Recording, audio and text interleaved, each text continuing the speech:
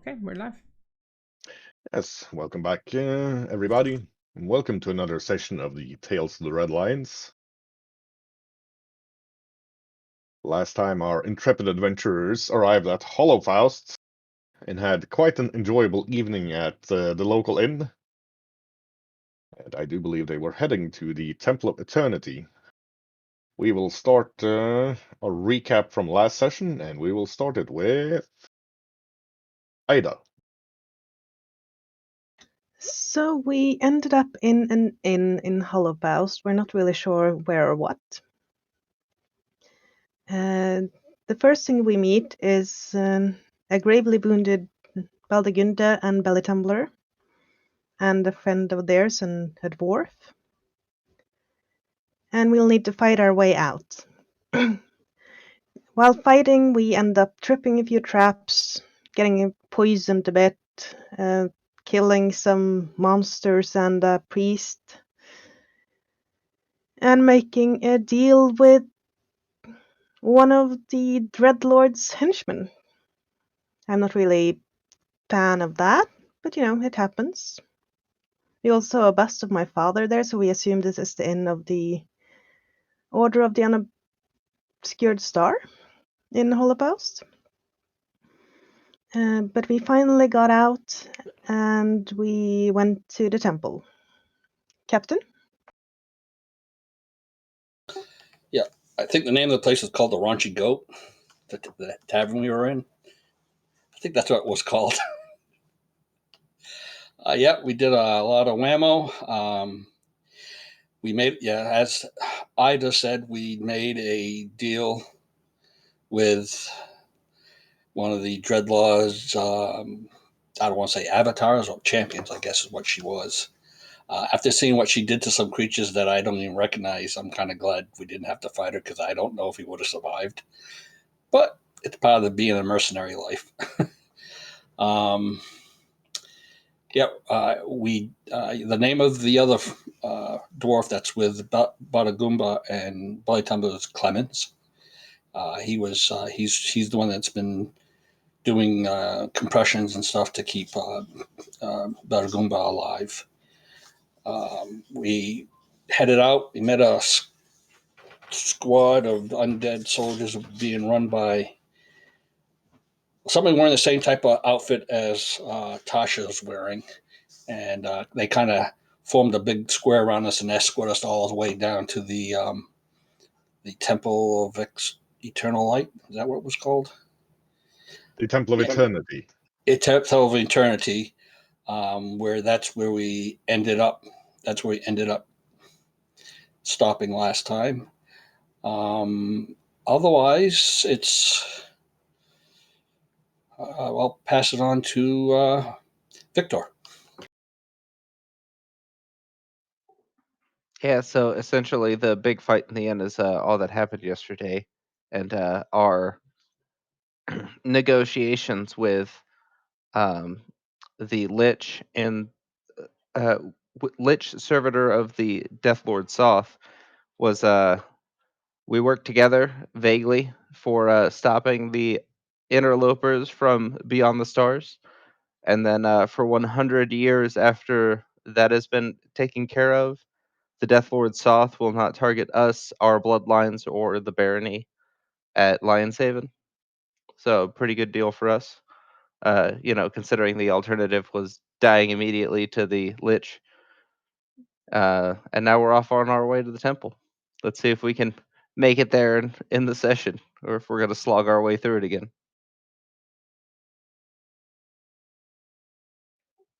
Seth, Tomar. Not a whole lot to recap when you do 4 or 5 hours of combat. A couple of highlights that I can think of. The death of Ivy. I know Rain was feeling particularly upset about that one. We couldn't save her. Tonka found like a coffer with some goodies in it. That was a thing that happened. Other than that, I can't really think of anything else that we didn't add. So I'll throw it to Marangana.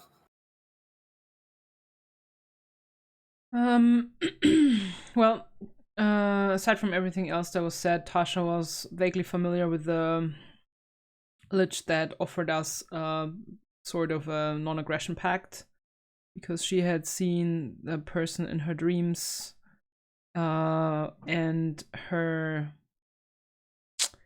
patron, if you could say so, well, the lady that resides in the staff she's wielding, is actually the mother of those of this lich lady, or was once before.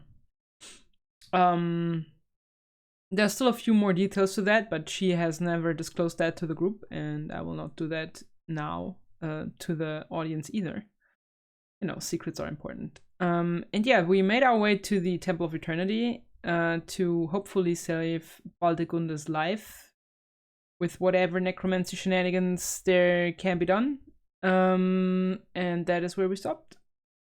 Rain. Yeah. Rain lost her cousin Ivy. She couldn't save her and didn't even have time to grieve because they were thrown into combat right away. And that's where Lani also almost died again. But thankfully, this time Rain could help and save her. After that, she was comforted by Lani, Ida, and Tasha. And we moved on, fought a giant spider and a priest, or even high priest, of the King in Yellow. We managed to defeat him, although the spider was really nasty, throwing sticky webs at us and poisoning. We had a lot of injuries, but we made it through. And yeah, then we made this pact with the Lich, and Rain's also not very happy about that, but after she read the content of the contract Victor came up with, she is a bit more happy about it because it definitely has more advantages for us than for the other side. So hopefully it will work out for us. And yeah, now we are trying to save 1 or 2 more lives, rushing to the temple. Lani. Yeah, not a lot to add. We got into a fight with some denizens of Lang and some skeletons. Laney rolled through, straight into a cloud of spores, choked, almost got dead, saved by Rain. Down the stairs into the High Priest of the King of Yellow. Made a lovely throw of a knife straight into his neck, did a lot of damage, and in return, he did his level best to kill me and didn't quite get there this time. Not a fan of the non-aggression pact with the Death Lord,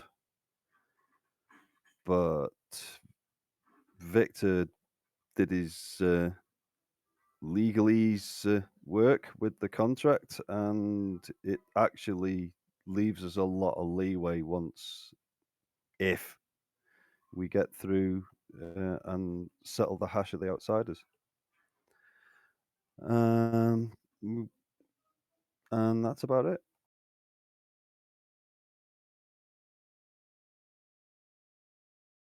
Yes, indeed. And we ended up with you starting your way over to the Temple of Eternity, which is located on an island in the middle of a lake in the middle of Hollowfast. It's a long drawbridge heading over to that temple. The temple itself is built in black onyx, volcanic stone. And looking from the street, it looks very ominous. But as you cross the halfway mark on the drawbridge, something weird happens. The air seems cleaner, and the lighting changes. Where the sky was an angry reddish and overcast, you can now see blue sky and hear bird song from the direction of the temple. And as you near the temple itself, you see that the lake is also clearer, with fish and even a couple of turtles swimming around in it. Even the skeletons marching around you in a square seem less, well, threatening and unnatural. Not entirely cuddly, still, being a bunch of rattling bones in heavy armor, but they give off more an aura of security than hostility. As you approach the temple gates themselves, the mage leading the skeletal host stops, bows to Tasha, and says, "Well, Professor, this is as far as I can escort you." And you're muted. Thank you. It is much appreciated. Much luck with the fighting. Twin sisters be with you. And with you. Then he bows and leaves, leaving you looking at two Templars. One dressed in, or mostly covered by white plate armor, except for his hooves and horned head sticking out of the white armor. It's a satyr, leaning on a huge flail. And on the other side of the bridge, there's a young lady dressed in same type of plate armor, but in deep purples. Shades of that, leaning on a sword. And well, you've seen the sort of long hair and pale features on one of your recent companions. And from the look of her, you suspect that, like Mr. Oman, she's a Dhampir.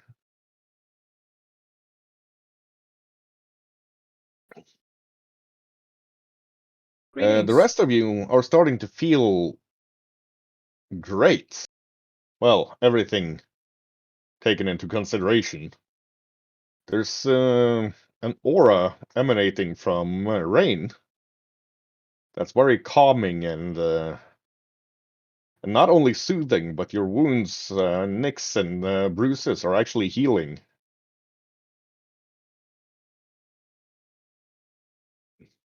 Both of them ignore the rest of you and look up at Rain first. Kind of nod their heads toward her. "Welcome, Blessed One." Greetings. "Please enter. The High Priest is waiting." Okay.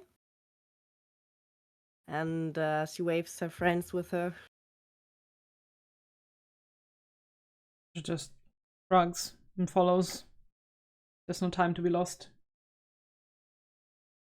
Right. I land and walk in step with Belly Tumbler. Yes, both of the Templars give a nod to Ida, but it's more of a professional nod than the reverence they just showed Rain. You can't actually remember Rain emanating an aura like this at any point before, but You can feel yourself growing healthier by the second. What about the drain status? We'll get there.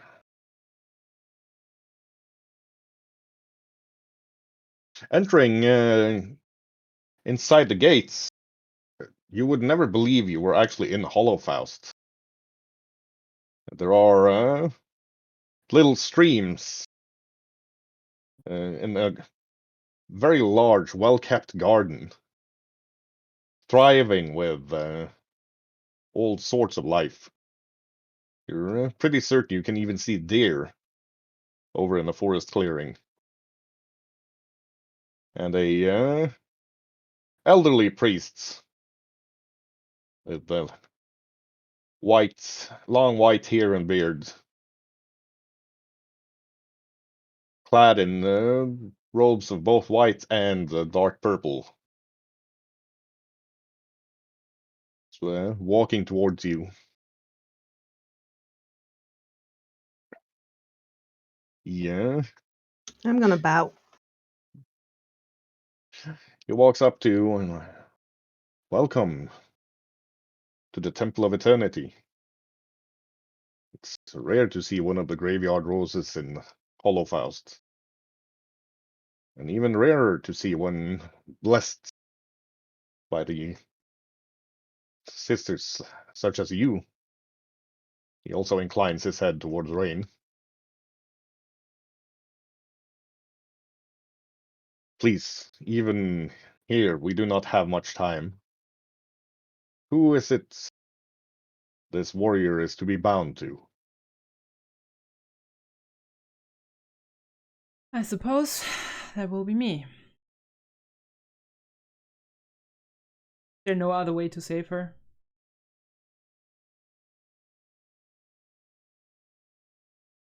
Well, you could, of course, allow her to expire and see if the sisters are in a lenient mood when it comes to granting life to those who have fallen, but I fear that the legal rules of Hollowfaust could bind that up in a fairly long legal battle. As you well know, Professor, anybody who dies within the city limits automatically give their body up to the government of Hollowfaust. Yeah, I am aware. I've lived here long enough. Well, then, I guess we take the other option. I do believe that to be wise. Young Valdegunde there has made quite a name for herself in the arena. I doubt the Council of Hollowfaust would be willing to give up such a powerful asset without a lengthy and exhausting legal battle. Yes, I would, however, usually prefer to have her consent on this, but since that is not possible right now, let's just make haste. Oh, you misunderstand the process. Should she not consent to binding her soul to you as a guardian, you will definitely be made aware of it. It is, from what I hear, a most painful rejection Well, on the spiritual as well as the physical plane. I'm willing to take that, I suppose. Well, follow me. He leads you towards the mid of the garden. It's surprising, to say the least, to those native to Hollowfaust to see the changes in the Temple of Eternity. It has been dedicated to Anku for several centuries, but after Anku and Quan took up a shared mantle, it is as much dedicated to the goddess of life as the goddess of death. You seem to remember that last time you visited, there wasn't a single blade of grass inside the temple.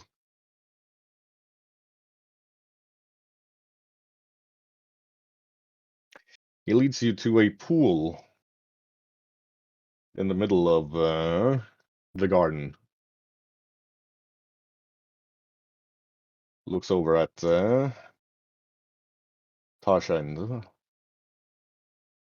you'll have to carry her into the pool yourself. If anybody else touches the water, it will disrupt the ritual. Oh boy. I'll try my best.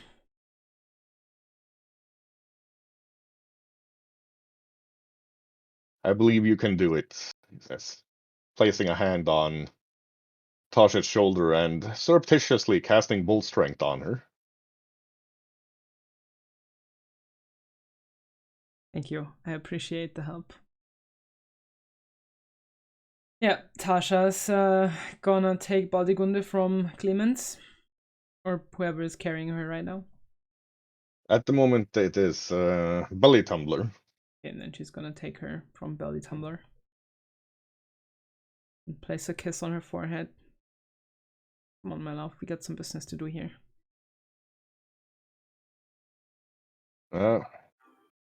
Even Laney. with the constant healing aura from Ray and Baldigunde is breathing raggedly.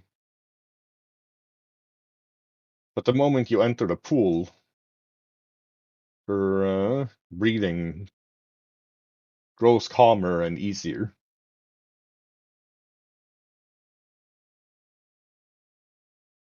The rest of you can see lights, like the stars in the heavens, gleaming in the pool, even though it is daytime and the sun is shining down upon you. Itself fairly strange, as you could have sworn it was the middle of night when you entered the road leading to the temple.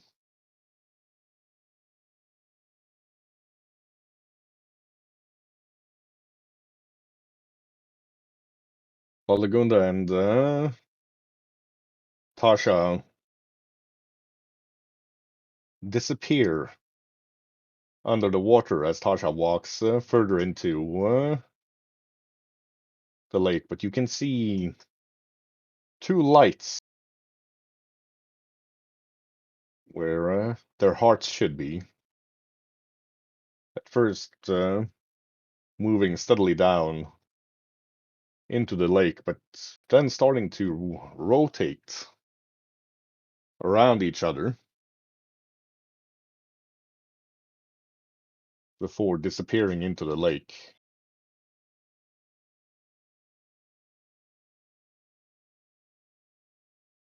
For Tasha, it is a very strange feel to suddenly feel the aches and pains of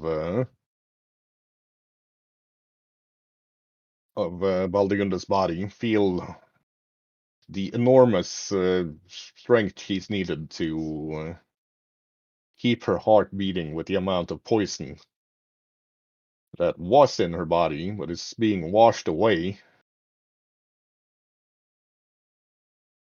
She gets glimpses of Baldigunda's childhood, growing up in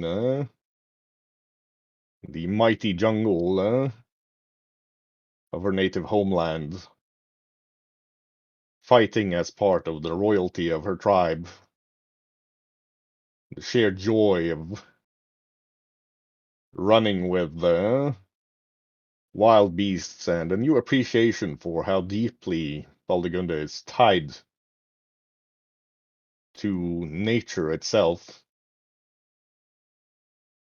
And she can also feel Baldigunda sharing her own upbringing.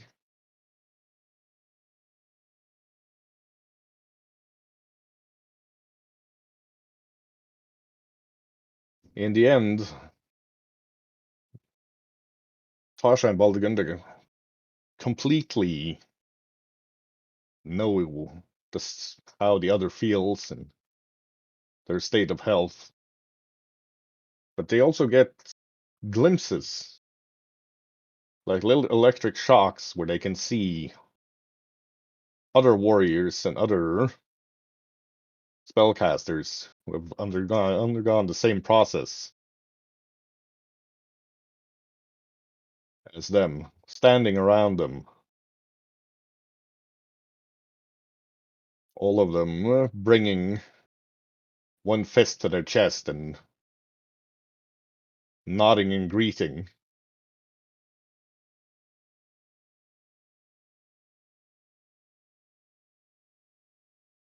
For the rest of you, time goes on. Yeah. The priest starts brewing tea, nods over to a small table set on the ground with pillows around it.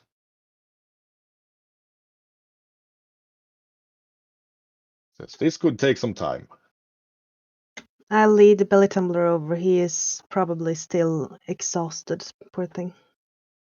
Please sit, rest, feel welcome in the garden of the sisters. So Tonka and I are going to kind of wander about the temple and look around just to stretch our legs and see what we can see. Right.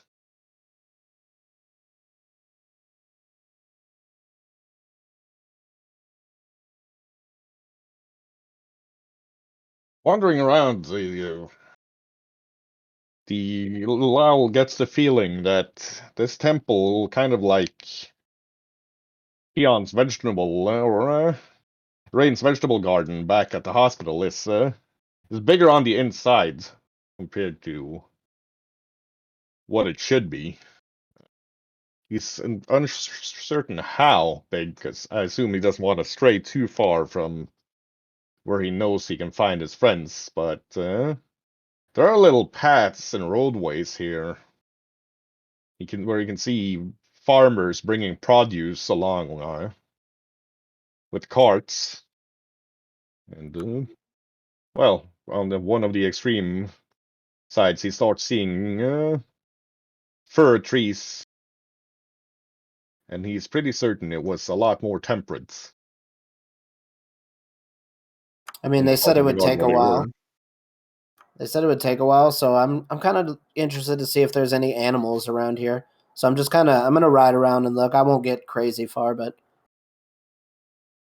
Oh yeah, there's well, pretty much what you would expect in a heavily forested area, just both deer and those elk. Pretty certain there are some puma tracks. And at one point he sees a dog about Tonka's size with a huge mane. And well, and not properly doggy head, more like a combination of dog and dragon. Looking at them from afar before it steps into the shadow of a tree and disappears. Which is weird because Lyle can see the shadow. It's on the same side as he's looking. does this feel like my forest back in Louisenthal at all, or is this like a different kind of thing? Feel is very similar, but not as primal. It's definitely connected to the primal, but it doesn't have the same deep, ancient connection that the forest around Louisenthal has. It's more of a civilized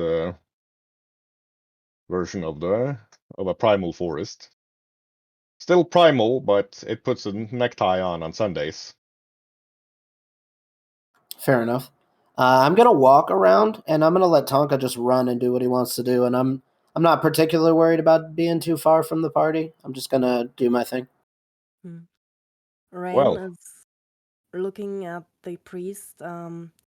Why do you keep saying I'm blessed by the sisters? The only blessing I remember I got was in a dream, and that was definitely a man. the sisters, as you know, were two gods for a very long time after the fall of the false gods. But now, once again, they have become one, as they were meant to be.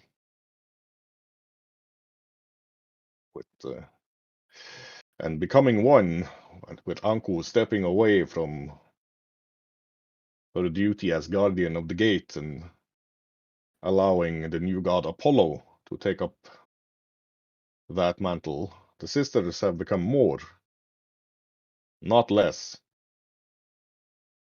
for the duty of life, rebirth, death, and the natural order of things takes more than one goddess to fully understand and be a proper custodian of. And you are very clearly blessed with an abundance of the power of life. It flows from you like a soothing breeze or waves lapping at your legs on a warm beach. You can see your companions being refreshed, their wounds closing.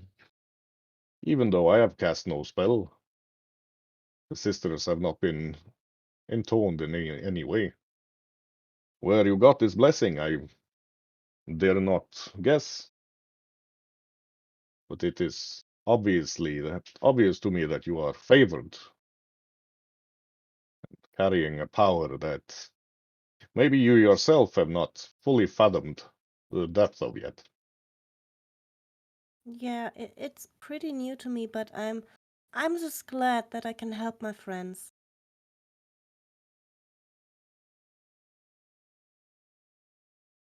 And help your friends. You definitely are. I see even the large one seems to have overcome the poisons in his body and is now demolishing my tray of tea cakes.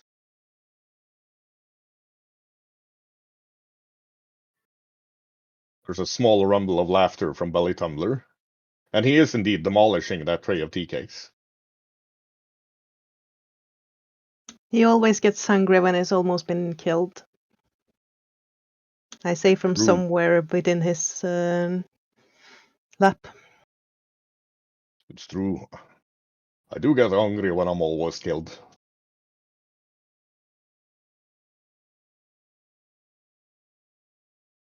Just try to avoid to make that a common occurrence. What if I wasn't always almost killed regularly? How'd I keep myself in shape? It'd be boring, I tells you.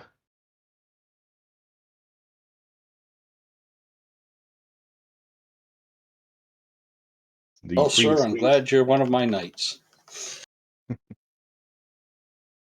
Thank you, Baron. Priest brings a small cup of tea over to Rain. Ah, but you have had your brush with the other of the twin sisters recently, have you not? I feel there is someone trying to say something to you.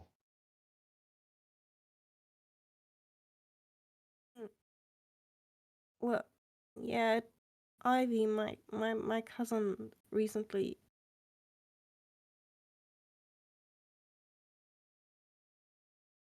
He sits down on his knees and plants saying, gently places a fatherly hand on Rain's shoulder. Ah, yes.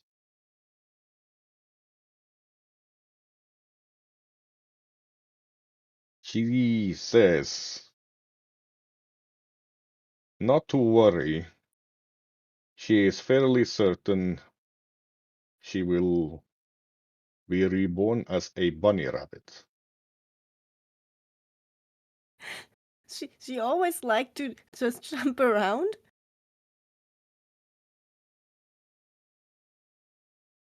If she was blessed with font of life like you, then there is no reason for grief. She is content, having kept the cabinet open. I am sorry, there is a bit of a language barrier. No, it's totally correct, I guess.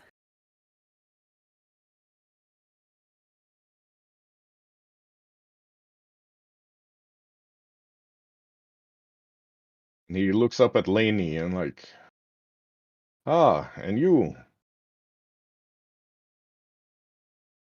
seem to have crossed the threshold to the twins for just a second recently.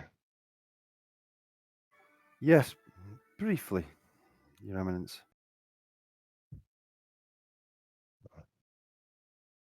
Well, fear not. Maybe the next time you will be lucky enough to stay dead so that you can rest and have your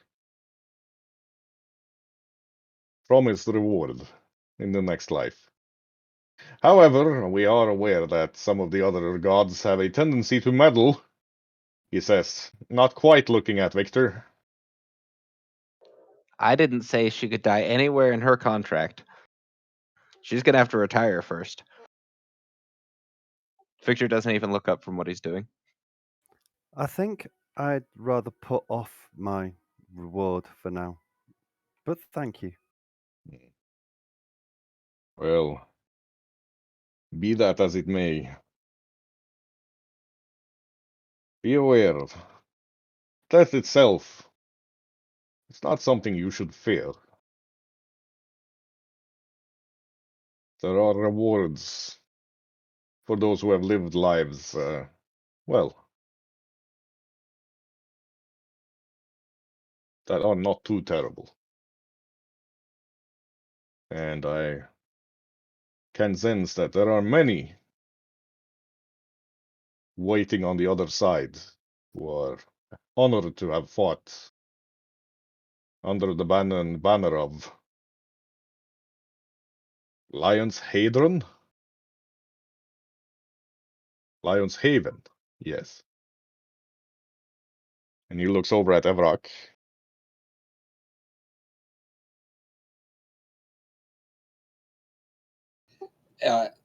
Evrock is kind of keeping away from the rest of the group at this time, kind of staying to himself, like he's thinking. He'll bow to the gentleman as he looks toward him.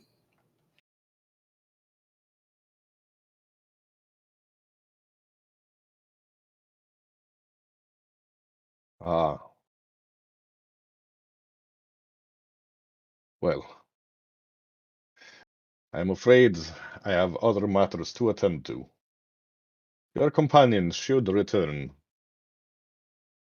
within a reasonable amount of time.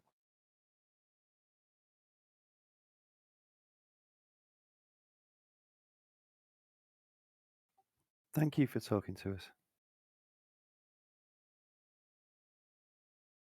Yeah. Gets up and grabs his walking stick, shuffles off, picking up some gardening tools along the way.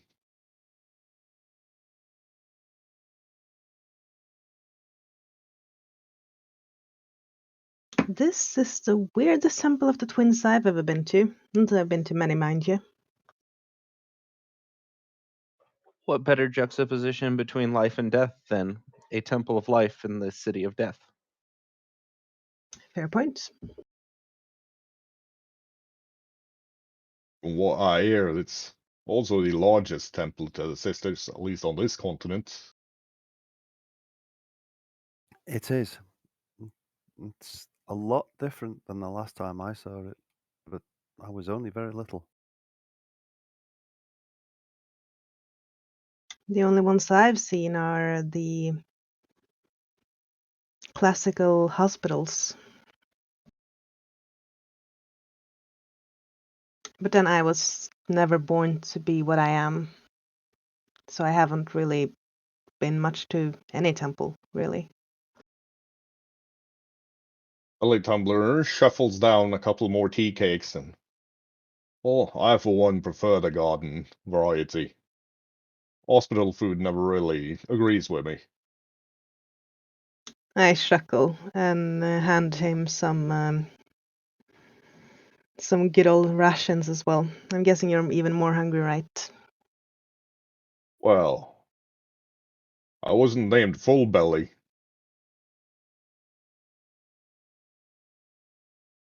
It's nice to see you've got your appetite back, Royal. Well, once I no longer have an appetite, you'll know I'm properly dead. Yeah. Please don't. We'll just have to bring him a big basket of goodies next time.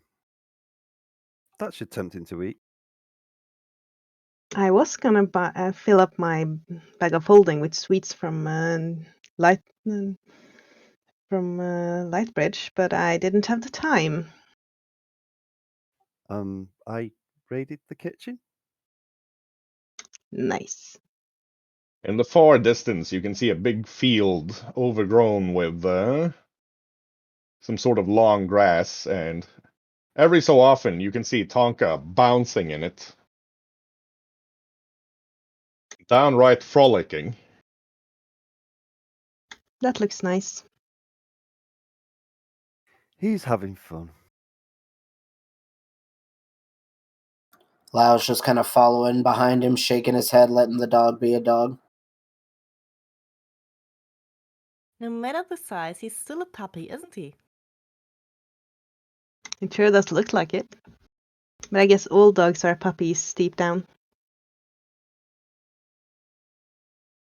The rest of you can also see for a short while a dog, roughly Tonka's size, but with more of a dog dragon like head. Think Foo Dog, looking at you from one of the clearings before it again steps into a shadow and disappears. Was that a temple dog? Yes, it was. All right then.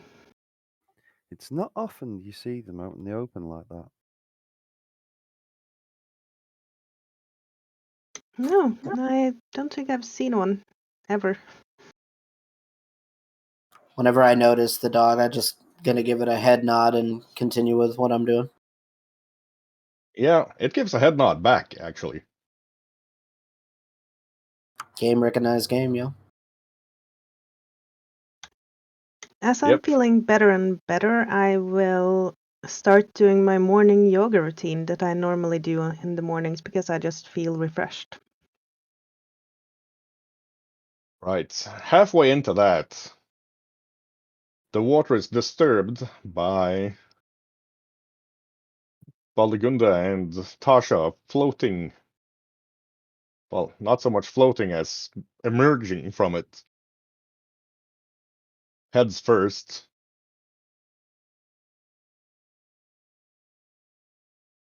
They don't seem wet. The first thing you notice. And a clear second is the sprinkle of what looks like tiny stars in both Tasha and Baldigunda's hair and eyes.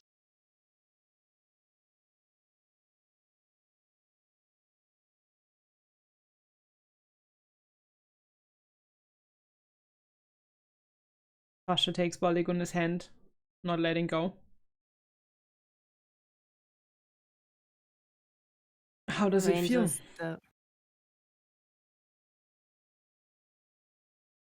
Rain shuts up from her spot and just races over to her. Which Rain is able to do, even though they're in the middle of the lake, because Rain can fly. Baldigunda squeezes Tasha's hand as well and smiles. Feels like I almost died, but we did keep the portals open. That you did. I just wish you would have done it with a little less dying. But I suppose such is the dangers of war, isn't it? Well, I wish you'd told me before that you hated raisin pudding so much, and I wouldn't ask for it for dessert from Mr. Lyle quite so often. It's just a small thing to put up with, honestly. I can do with a little raisin pudding. But it is really awful. Then again, Lyle does it like he does it with these rum infused resins, so it's kind of good actually. I can deal with that. We'll let you to enjoy the racing pudding still. It is good for your joints. No, you know what is good for my joints? Not jumping from high buildings. Yes. Rain hovers in front of the faces, looking at them attentively. You okay? Seems like it. They are okay! Are you okay? I see dry tears on Some your face. sharing from the shore from here, at least.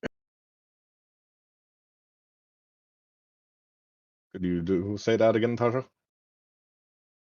Are you okay? See some dry tears on your face. I wouldn't really say okay, but I guess better. I mean, if Ivy really can become a bunny rabbit, that's that would be great. I mean, if that is her wish, sure. Why not? As long as you found some time to grieve, little one.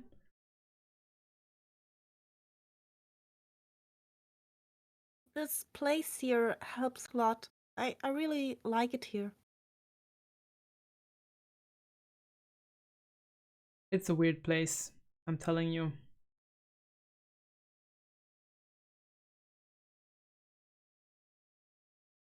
Never was inside here. I always ever just saw the outside looks of this temple, and it was never very inviting, to be honest. But looks nice on the inside.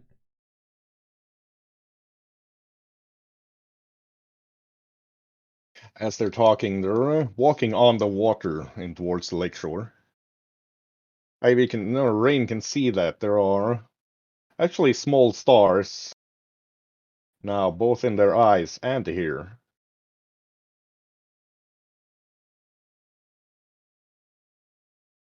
You look beautiful.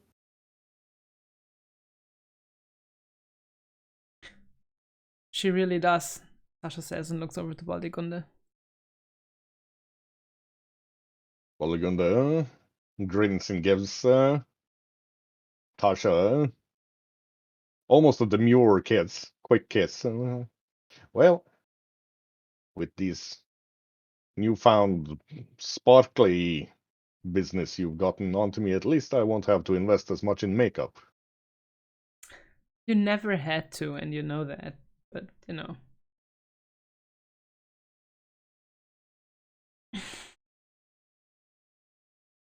I honestly hope that the stars will fade, because this is kind of weird. Am I about as starry as you are? Yes. Oh no. But you have always enjoyed being the star of the show. No. No. I just have learned to accept that I cannot change the enthusiasm of people and started to go with the flow. Since I cannot change the flow, I'll just go with it. Can't wait to see what songs they write about you. Yeah, wait. You are just emerging from a lake, and you are beautiful. A new version of Beauty of the Lake. Lyle's got a little like notepad and he's kind of scribbling off in the corner, just making notes for Nashi.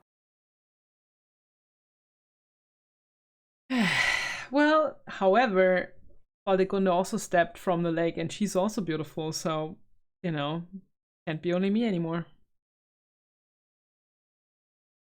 I, for one, would not mind if they wrote songs about my beauty.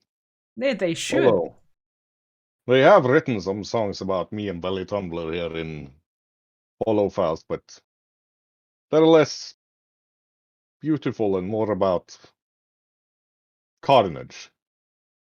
So which one would you prefer? The Carnage ones or the ones about your beauty?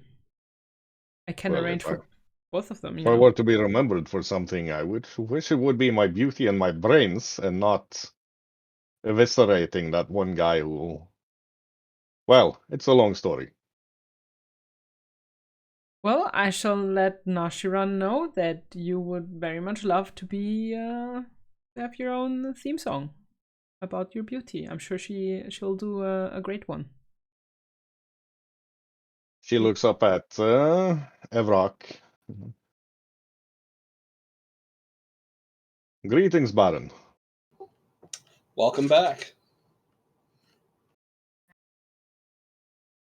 Thank you. It is enjoyable to be back. Where is Clemens at this time? Looking for Clemens. You can't see him at the start, but then you hear snoring. It seems like he's found himself a little field full of different wildflowers and fallen asleep. It's always smart to leave a snoring dwarf alone. He seems quite peaceful.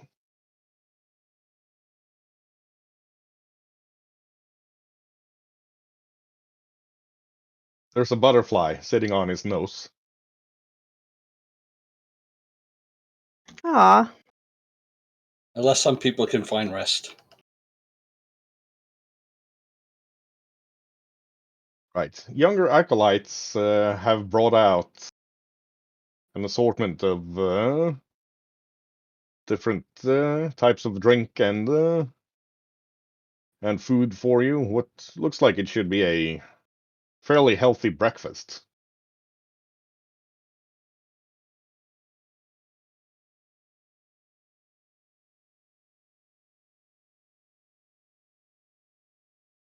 Good. I'm starving. I feel like I'm starving. welcome back.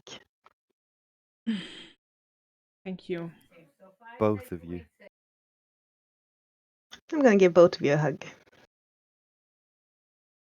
Does Tasha still have both bull strength up? Yes. Ha! She's gonna make it a crushing bear hug for everybody. Joke's on you, I'm married to Belly Tumbler. You think this is anything?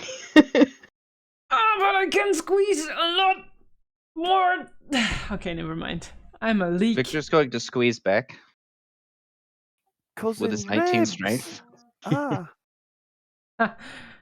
Oh yeah, Tasha's gonna have a hug off with Victor.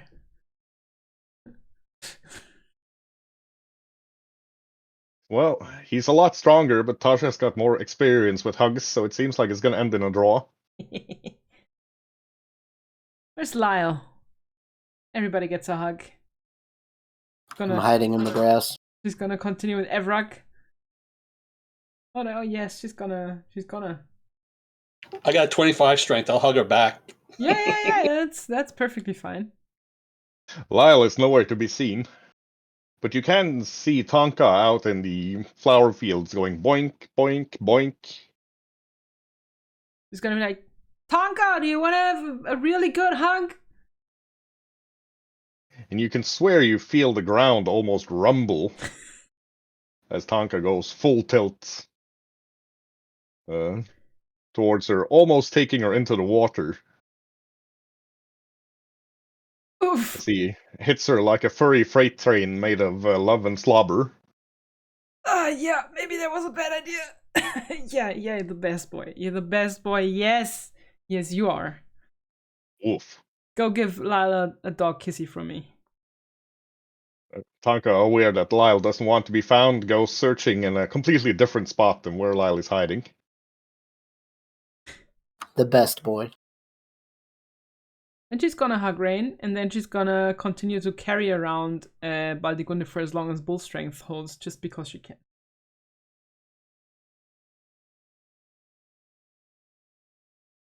Yeah, Lyle can see Lainey looking smug and being pretty certain she knows where she is, and she's winking in a completely different direction from where he's actually hiding. I'm just taking more notes for Nashi and keeping my head down. she knows he can see her anyway. Right. After a little while, the old priest, now carrying a yellow water bucket, or watering can, walks back into the field and looks up at Balagunda and Tasha and kind of tips his head. Interesting. I've never seen the bond produce, well, a starlit sky What before. what is That's it? not normal. Okay, so how is it supposed to look? I mean, this is the first time I'm attending this ritual, so Well, your generally would look like you did entering the water, but the soul bond here seems to have had some unintended effects. Do you by any chance house more than one soul? We're now wandering around, Tasha kind of looking, poking a bit at her with his walking stick, and hey, careful, those are freshly healed ribs. Thank you, thank you.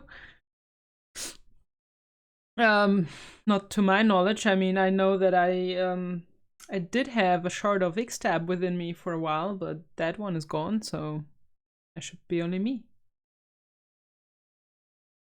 to his credit, he only looks mildly shocked, like a shard of the goddess of undeath. Yeah. Don't ask Ooh. me how it got into me, because if I knew, I would tell you all the stories, but I have no clue myself. Glad you did not bring that into the pool. I wouldn't have liked to see that fused with your warrior here as well as you. Yeah, I would not have done that to Gunde. Besides, the soul bond is meant to work between two souls. Can't dare think of the consequences had you carried a piece of the Lady of Undeath's soul into that pool with you. Ooh. It kind of shivers. Yeah. But you have, however, recently been in contact with a very powerful undead being, have you not? Yeah, I have. I've shaken hands with a very special kind of lich lady, it seems. Hmm. One of the sworn enemies of the sisters, yes. Well, I can feel the chill of her upon all of you. she's not only a sworn enemy of the sisters. Please, I would like to know, what is it that brings you to Hollowfaust? What kind of calamity are you bringing down upon my fair city? Fate does not bring people like you idly anywhere. And if I need to set the hospitals to a higher alert status, I would like to know in advance, before the bodies start dropping. Well, while we happened to be in Lightbridge, there was a demon incursion. Them destabilizing our portal network is the reason why we're in Hollowfaust.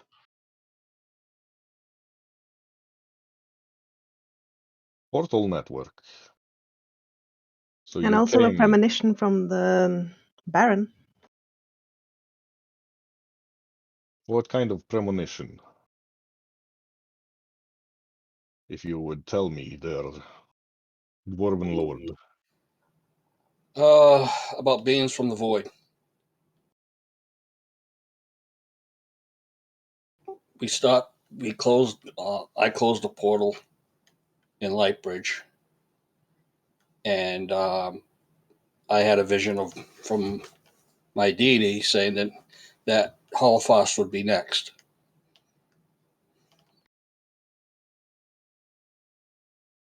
Well, trust me when I say that every resource available to the Temple of Eternity will be put towards stopping any extra dimensional incursions into Hollowfaust. I sense the touch of the gods upon you. They would not send you here if Hollowfaust's own defenses were enough. Once, long ago, I met a man named Thaddeus Broach. This was before the sisters were sisters, when this was only a temple of Anku. And some of the professors of Holocaust resided here. Some still do, by all means, but the practice of necromancy inside these walls has turned difficult. We crafted for him a seneschal to keep, I believe, his baby daughter safe.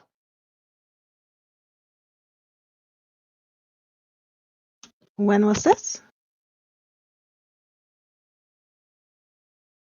Oh, this would be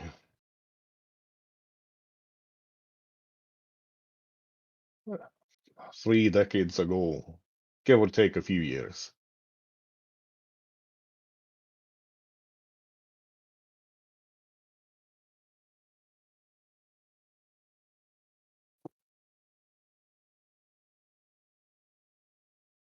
Can you tell us any more about Thaddeus Broach, Your Eminence? He too was touched by the gods. And he saw a threat that none of us at the time realized the severity of. He spoke of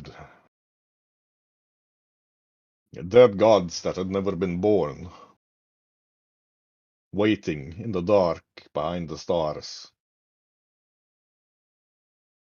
looking for a way into our world.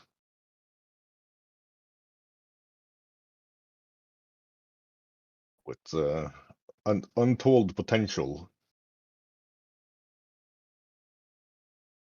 They may never have been born as gods, or the gods they were supposed to be, but divinity is not like an overflowing tea kettle you can just put a lid on.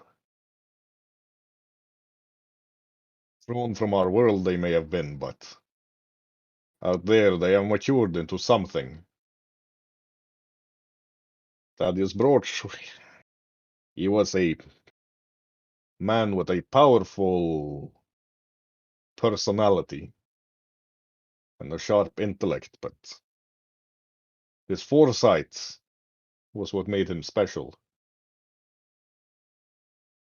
He founded a knightly order, and I do believe some of the professors of Holocaust, including his lover at the time, were key in creating the portal network that you speak of.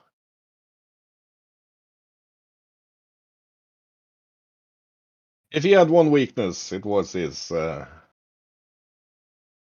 well, abundance of love for the female gender.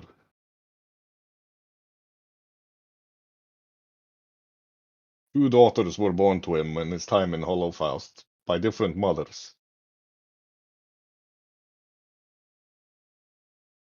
And I believe one of the reasons he left Holocaust to establish himself in Lightbridge was to avoid the vengeful families of several of these lovers of his. At least Only one of 3. which was a professor at the academy, and as such could make his life very unpleasant.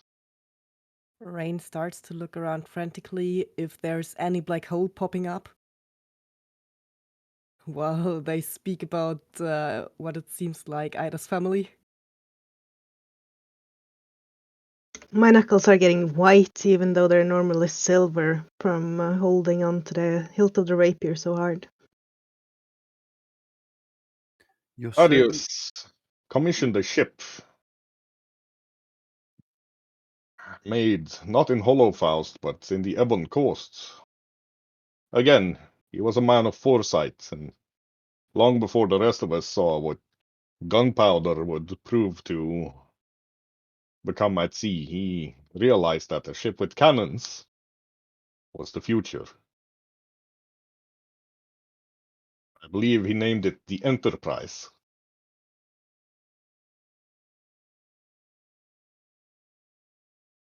He was always an enterprising man.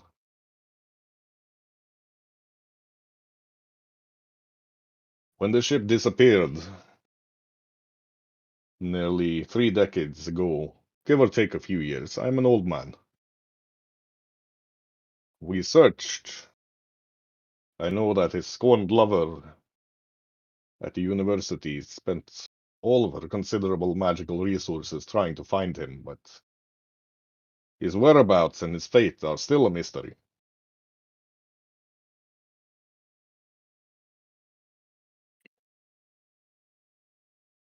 But I see that at least his legacy lives on. And he looks at Ida's rapier.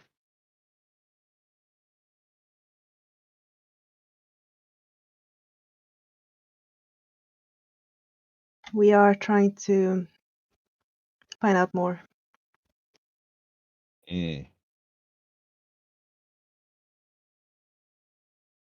is a good thing that he passed on his weapons to his daughters.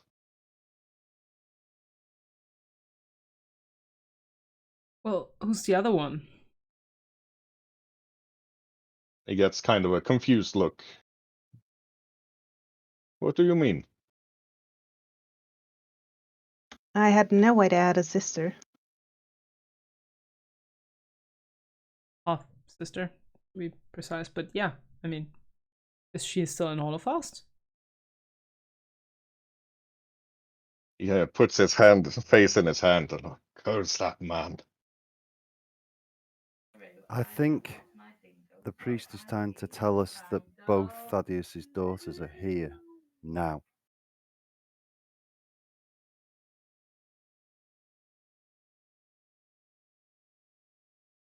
Thaddeus, Yes.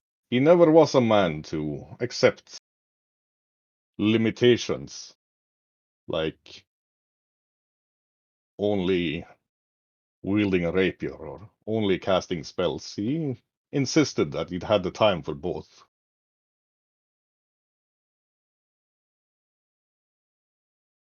And I will say he did a fair job of teaching himself the art of thaumaturgy as well. I believe guided a lot by the spirit that resides in your staff, Professor. And of course he left the telling of this unpleasant fact to me, his old friend, instead of taking care of it himself. Damn that whoreson, if you will excuse my language. So, Ida and Tasha are sisters? This wouldn't be surprising if people would just document all of their relationships properly.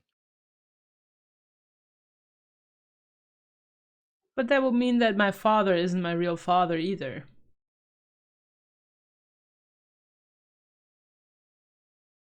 It's not uncommon. I thought it's only my mother that is not my real mother. Like, I knew that she was not my real mom, but Welcome to the club. yeah, I suppose. It is not uncommon to give scions to adoptive families for raising. Well, I would have certainly hoped that my actual parents would have chosen better science then. Like, I mean, not that I was an unhappy child or not that I had a. I mean, sorry, Ida, my childhood was probably a lot better than yours, but I didn't run away from home because I thought my parents did a particularly good job of understanding me. Well, parents, ha, great, just itchy. As your esteemed friend and follower of the lawgiver says, a genius Thaddeus may have been, but he would have been hard-pressed to document what he had for breakfast. Too many ideas in his head. Was always a curse of his. If it is for me, he can stay wherever the heck he is. Hopefully being alive and having a happy, really happy life. But if it's just for my own sake, I just don't care anymore. Really. I'm fed up with all of this stuff. I just wanna end this whole stupid war with unborn gods and then live a happy life. I have found the love of my life. So I think I'm good without these whole family shenanigans. Tasha grows annoyed and speaks with more force. You can see some of the stars from her hair kind of circling around her head before coming to rest again.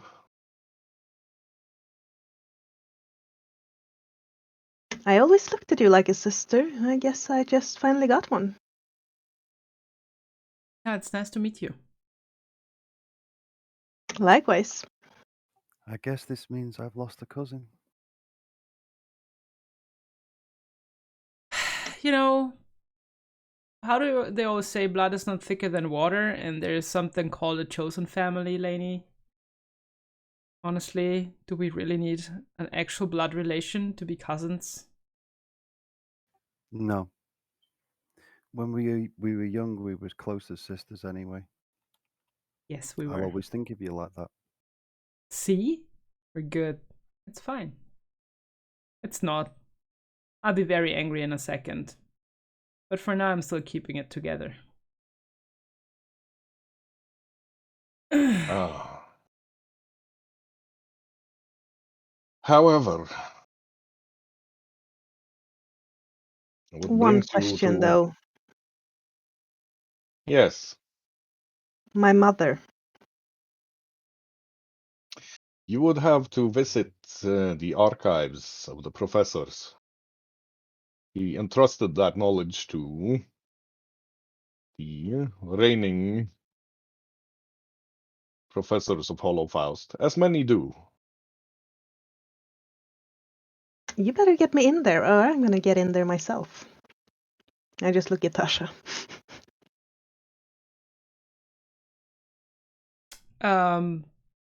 I can definitely try to get you into the archives. I'm a professor after all. Who would say no to me, right? There is a Exactly. small issue with that. As it seems there are several professors of the Academy of Holofaust being targeted by assassins. Currently, the university grounds have been sealed. Oh yes, that business. I forgot about that. Oh, goodness gracious. Well, with so much going on, it's no wonder we forgot one or two small things that kind of could threaten our life.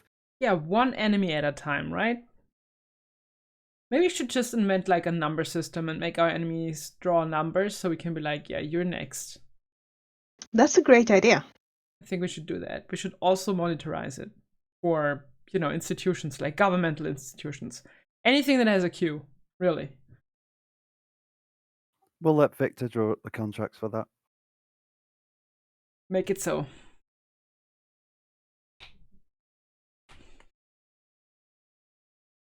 Well, he gets up, finishes his tea, stretches, and for me, the age where I run off to fight all sorts of demons and other tentacled hellspawn is long gone. But I would recommend you search out Tanke, the current guard captain of Holofaust. He should be able to apprise you at least a bit about the situation.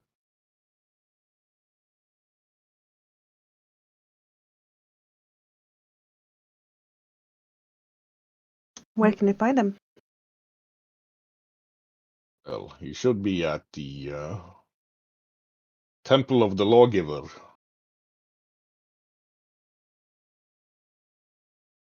What time is it? Oh, what an excellent question. However, when you leave the gates of the temple, the sun will have risen only minutes before. Fair enough.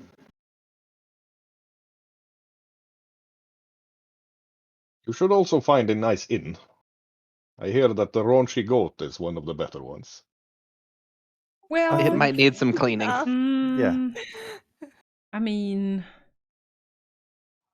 Also, there's 2 frozen shoggoths in the first floor of that building.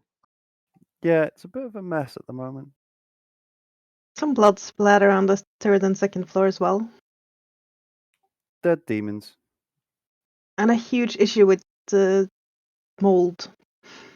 Lainey, you're a little mistaken. Those were not demons. Those were worse than demons. Demons, creatures from the beyond, whichever, Victor. they also have a little spite problem. Just a little one.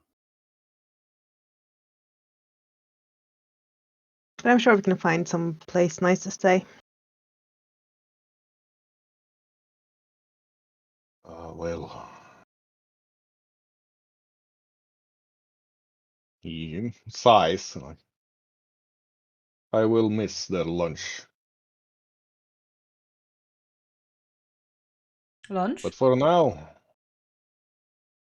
I must bid you farewell. There are many others that need guidance. And alas, I can only be 2 places at once. I have a More one than of most. I have a one of create food if you miss lunch. Why, that would be kind. But worry not for me. I am well taken care of. Well, thank you for all the information you gave us and for enabling me to save my lover's life. I appreciate that. And thank you for conveying Ivy's words. But that is, in one's many cases, it is a pleasure to do my duty as gardener here, he says, and actually gives Rain a little hug. That was one of those cases.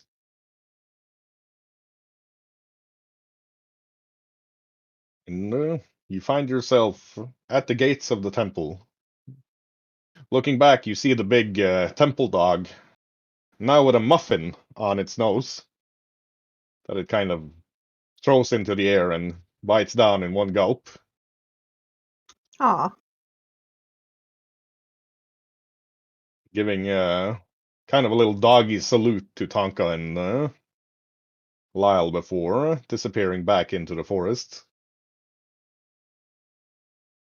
I'm just gonna whistle to myself as I walk back with the party.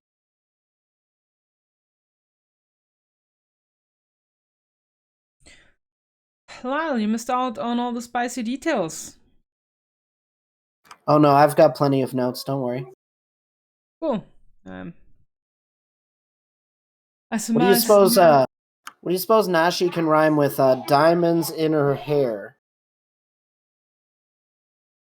She was a maiden fair. I enemies don't know. beware? Yeah, or that. I'll take that. And then she ate a pear. And Felitumbler rumbles to himself. We should probably leave that to Nashiron, you know. Crowds will stop and stare. I think I like Belly Tumblers edition. We're gonna have to talk with Nashi, Royal. Oh, I look forward to it already.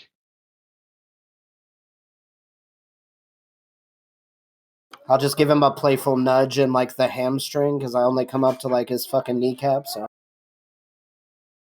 He grins down at Lyle. Oh, here comes the part I ate. And then you cross the barrier and you're back in the blistering heat of a city made mostly of stone at the foot of a live volcano in the middle of a desert.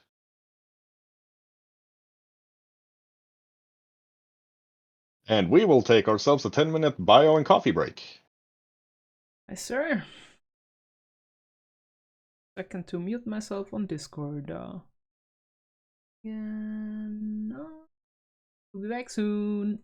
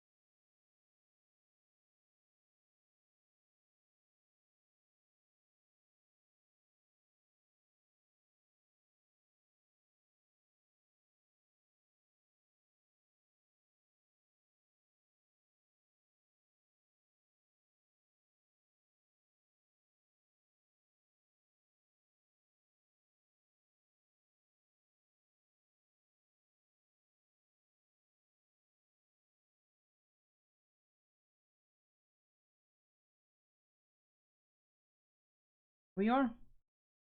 Right, welcome back. Short break was had. Coffee was gotten.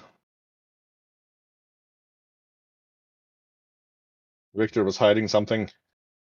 Right. Walking back over to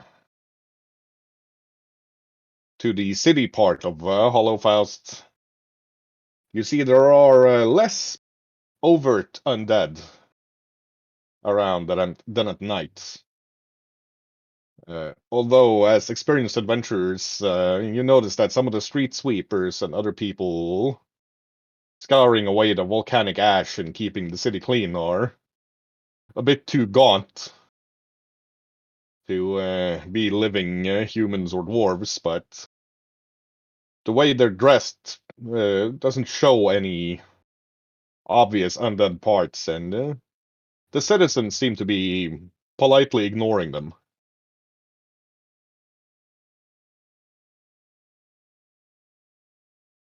Yeah, welcome to Hollowfaust, everybody.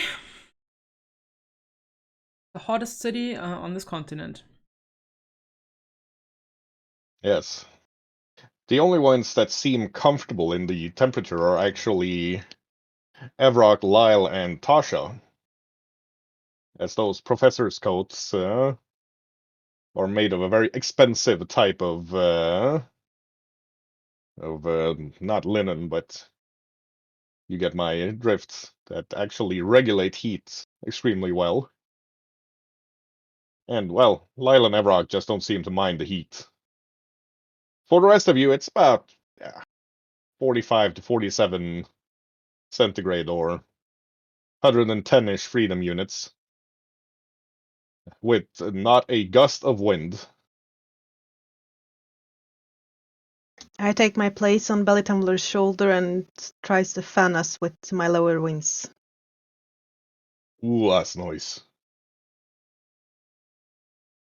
Laney's just going to walk behind them and catch the breeze. Rain sitting on Lainey's shoulder to not get blown away, but also catching the breeze. Well, I guess we got to look for this captain Yes. or Lord. Yeah. And we should find an inn. I really need to wash and change into something less warm. I mean, the question is if this whole void incursion is over and if we can just settle down now. We still need a place to crash. Agreed. Well, DM, does Tasha know any good places to crash? Tasha can remember one place that's not too far away, where she always used to spend a night or two if she had extra money. It's very expensive, but it's also very pleasant. The Monsoon Hotel. Then let's go there. It is pretty costly, though. That shouldn't be a So? problem. She is our treasurer. We can afford it.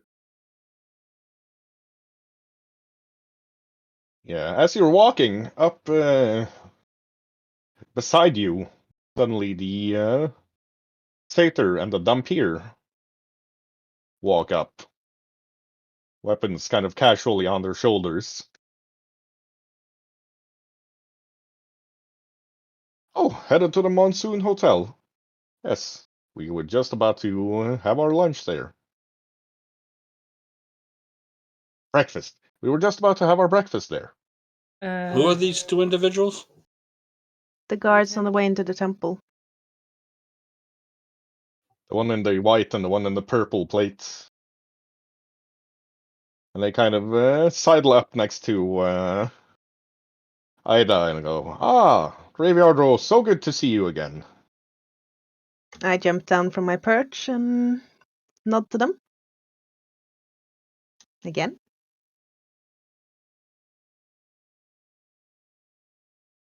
Are we sure that those are the same two individuals? Like, do they behave differently?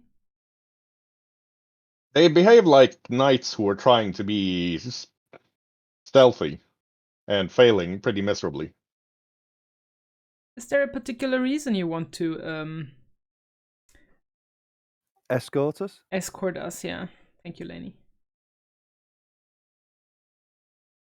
Oh no, no reason at all. It's not like we have reason to suspect that there are professors on the council that have sided with those beyond the void and would wish to cause you harm before you were probably situated in the city. No, no, unthinkable. How could you be certain that I have not sided with the creatures from beyond the void?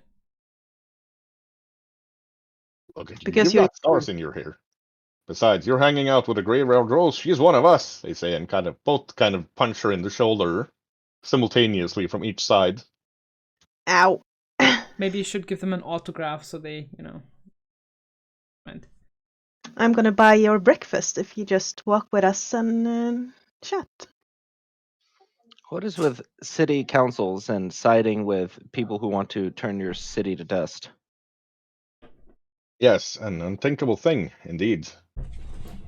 But it's not to be ignored that the streets of Hollowfaust haven't been as safe at night lately as they should be. There have been attacks, even on the patrols. Oh wow. What kind of attacks? Well, one patrol led by a fairly adept necromancer and supported by another Templar were found 3 nights ago, completely frozen. We have a fair suspicion of how that happened. More worrying is that the patrols of, well, those of us who are still living and breathing, 2 of them in the last fortnight have been found apparently having killed each other. That sounds implausible. Yes, indeed. Not Especially the- considering that the Night Watch are all at least journeyman necromancers or of a higher rank, not apprentices like you'll see in daytime. If we think about the mind control we encountered in Lightbridge, it's not that strange.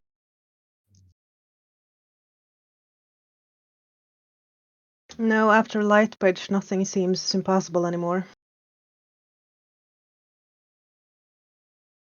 But yes, there have been reports of tenement blocks as well.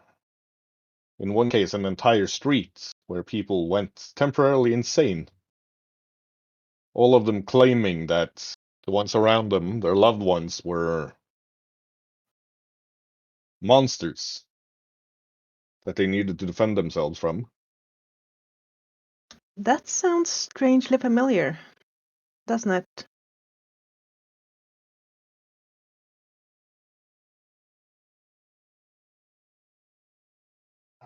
Do we know which council members are suspected of being traitors?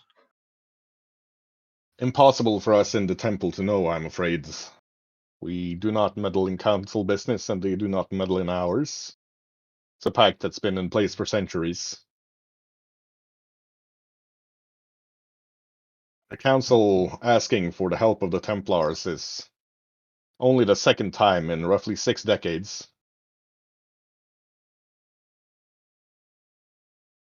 Hmm. So, are there any checks and balances on the council Only for those when the they get council, appropriated? only those the council place on themselves. However, it's, let's say, not uncommon that something tries to exert influence over council members. Hollowfaust, after all, is the strongest collection. Excuse me, damn itchy nose. of necromantic energy on any continent. One of the Tell me, s- largest cities in the old empire was situated, well, there. And he nods towards the active volcano. And even now, the sudden and instant death of an uncountable number of thousands of souls. It's a font of necromantic power. I do believe that's the reason Hollowfaust was founded where it is after the cataclysm.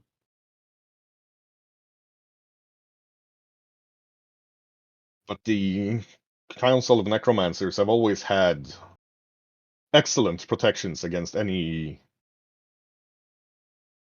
shenanigans from the undead. So what me and Marilena suspect is that it's not undead at all. Whatever is affecting, well, whichever council member or council members are now suddenly not working for the best of Hollowfaust. tell me, Sir Knight, have any of the attacks on the professors of the academy involved the cult of the Red Scorpion? Yes, several of the attacks. The cult has been a thorn in the council's side for the last 5 decades. Yes, They the cult. mostly lurk about in the Undercity, and even heavy patrolling and a foray of all the active council members 3 decades ago, roughly, give or take a couple of years, was not enough to completely root them out. But we had no idea that they had the strength and numbers that they have. From what I hear, the attack on council member Field's residence, there were over 300 assassins. Ghouls, all of 300? them. That's expensive. They need to have serious backing for that. Indeed. If it hadn't been for the fact that she is soul-bound to a very powerful warrior like the professor here, she would not have survived. And even then, her companion was injured to the point that he had to be brought to the temple for resurrection afterwards. A thing almost unheard of in Hollowfast. In normal times, even she would not have been able to keep him from, well, joining the city guard. The cult has recently been very active in Lightbridge. I didn't realize they had such numbers in Hollowfaust. Ah, Sounds the like they have monsoon. some kind of backing helping them build up. Indeed. Well, we seem to have arrived at the Monsoon Hotel. Feel Say, free to seek us out. before you leave, what do you know about, or do you know anything about Theodora von Sant?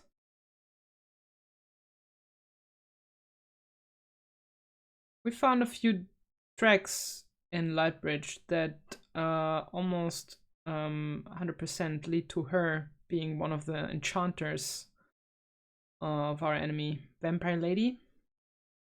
Hmm. I'd have to check. The name. It is in our archives, but I believe the last time she was an issue for Hollowfaust is long enough that none of the current Templars would have fought her, except maybe. Well, we'll check with them if we see them. Yeah, be on But your guard. I know that she is connected to the De La Vega house. Really? Indeed.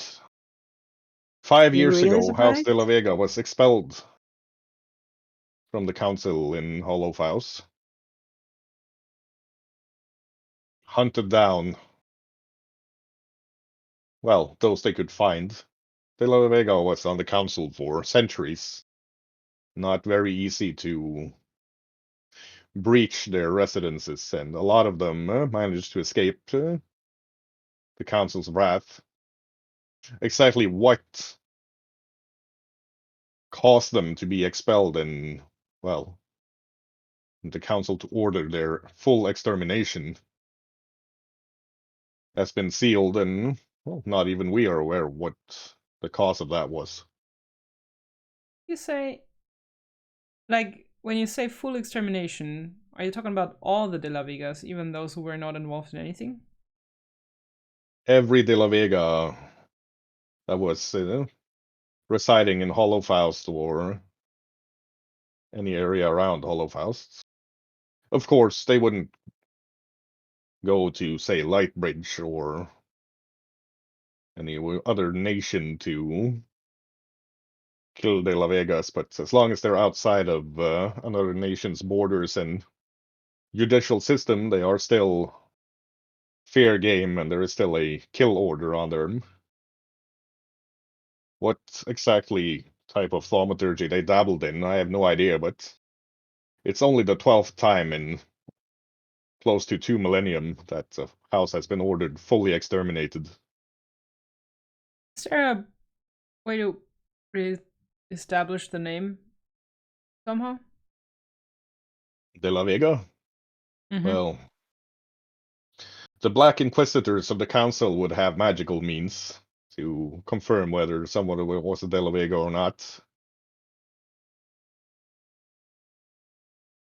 No, I'm more like, what if there was De La Vegas who are like innocent and would want to be excluded from such exterminations?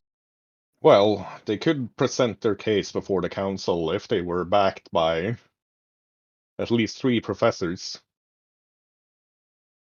of the academy. Mm. I do believe when we get back to Louisenthal, we should help old Armand look for the Jester. I would wonder if maybe he has something to do with these assassins in some way as well. Potentially. I would be very surprised if maybe he was not directly under their employ. Sounds like a possibility. Indeed. Well, they say as they both hand over a gold piece to a vendor outside of the Monsoon Hotel and grab what looked like each, or like a meatball footlong each. If you'll excuse us, we have a gate to guard. Thank you. Best of luck here in Hollowfaust. Thank you, Sir Knights. Thanks for your company and the information.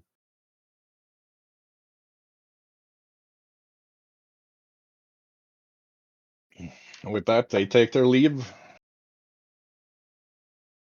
marching at a high military pace towards back towards the temple.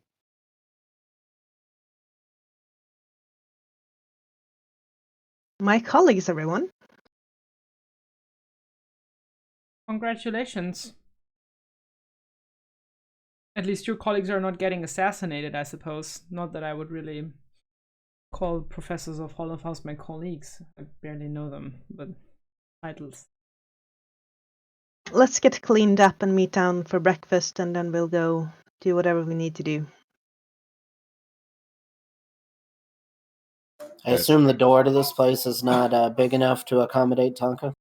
Oh, it very much is. Okay, never mind then. It's the door to this place is very large, obviously meant to accommodate anybody up to a huge size, so to say, like a storm giant. Okay. And as you enter, you actually see not one but 4 storm giants sitting over in one of the corners at a table sized for them. The Monsoon Hotel itself is styled as a Bedouin camp once you enter the area itself, and It takes only a couple of seconds before a white-clad servant hurries up to you and bows deep before Tasha. Professor, would you and your party like a table? Yes, we would very much like a table. That would be great. Excellent. Please follow me. He leads you over to a table situated between a calm pool and a waterfall, where the temperature is not blistering. I like this place. Hopefully, we don't have to stay in this town for long, because I feel like pan-seared priest. Yeah, I cannot imagine how, like, you and your armor have a good time here right now. Better stay away from the jungle then. There is actually heat radiating from Victor's black plate armor at the moment. Have you maybe considered changing colors? There's rules. Of course there are. Well, then stick to the rules, you old rules stickler. What about shilling orbs? You can put one of those between your plate and yourself. Normally, there's an overrobe that you would wear on top of it that helps keep the heat from getting to your armor, but we didn't really have much preparation time from going from, Lightbridge to Hollowfaust. Tasha's gonna put a hand on his plate shoulder and cast a ray of frost, just in a way that the plate is gonna cool down significantly. Is that Right. better?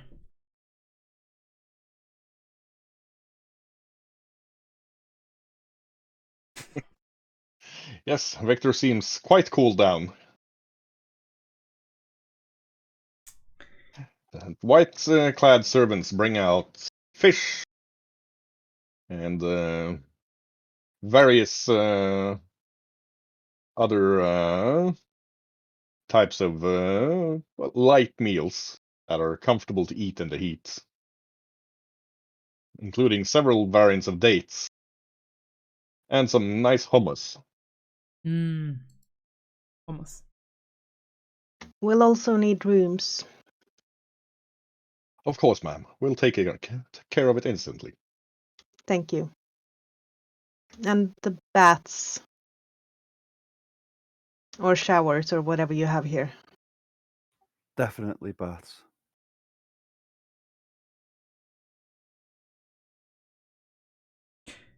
Well, someone remind me to just take off those ropes soon. I feel like I have a target on my back. Sister of mine, we always have a target on our backs. Yes, but I'm now wearing professor robes and hollow faust, so I have even more targets on my back. Doesn't feel particularly nice, and I would very much like to live and not be poisoned by the next best dagger between my ribs. Not that I think anyone could sneak up on us while all of you are around, so. Well, I know of someone who would very much like to help you take off your robes, and she winks to Baligunde. Olligunda just gives her a hungry grin. First things first, and the entertainment stuff later. Right. Well, here's what we've found. All of the professor's houses have been targeted by the assassins. And somebody's tapping into the Gladiators Guild, offering lucrative contracts to any gladiators willing to serve as muscle for assaults upon the estates of the professors. We were close to being offered such a contract ourselves. At least we're fairly certain we were close, but then Clemens got a tip that the raunchy goat was going to be attacked and disrupted.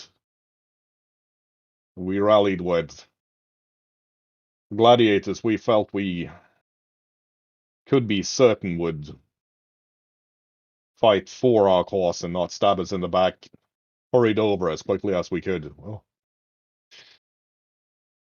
luckily, we were successful in keeping that portal stable long enough for you to get through it. Although 30 of our compatriots did fall, and there are contracts for payouts to their families of 400 or 500 gold each. We took the liberty of ensuring we had enough muscle of high enough quality, and even then it was a close fought thing. So we can be certain that the gladiators left in the fighting pits at the moment are either completely uninterested or already working with the enemy. The clever ones, the most famous and powerful ones, they don't really care for the contracts. It's the up-and-comers and the ones who have stayed at the mid-tier, if you will, as a gladiator, that are willing to take that sort of contracts. The most famous ones like the Lionbreaker or the Kinslayers, they earn more than enough that they won't risk their position.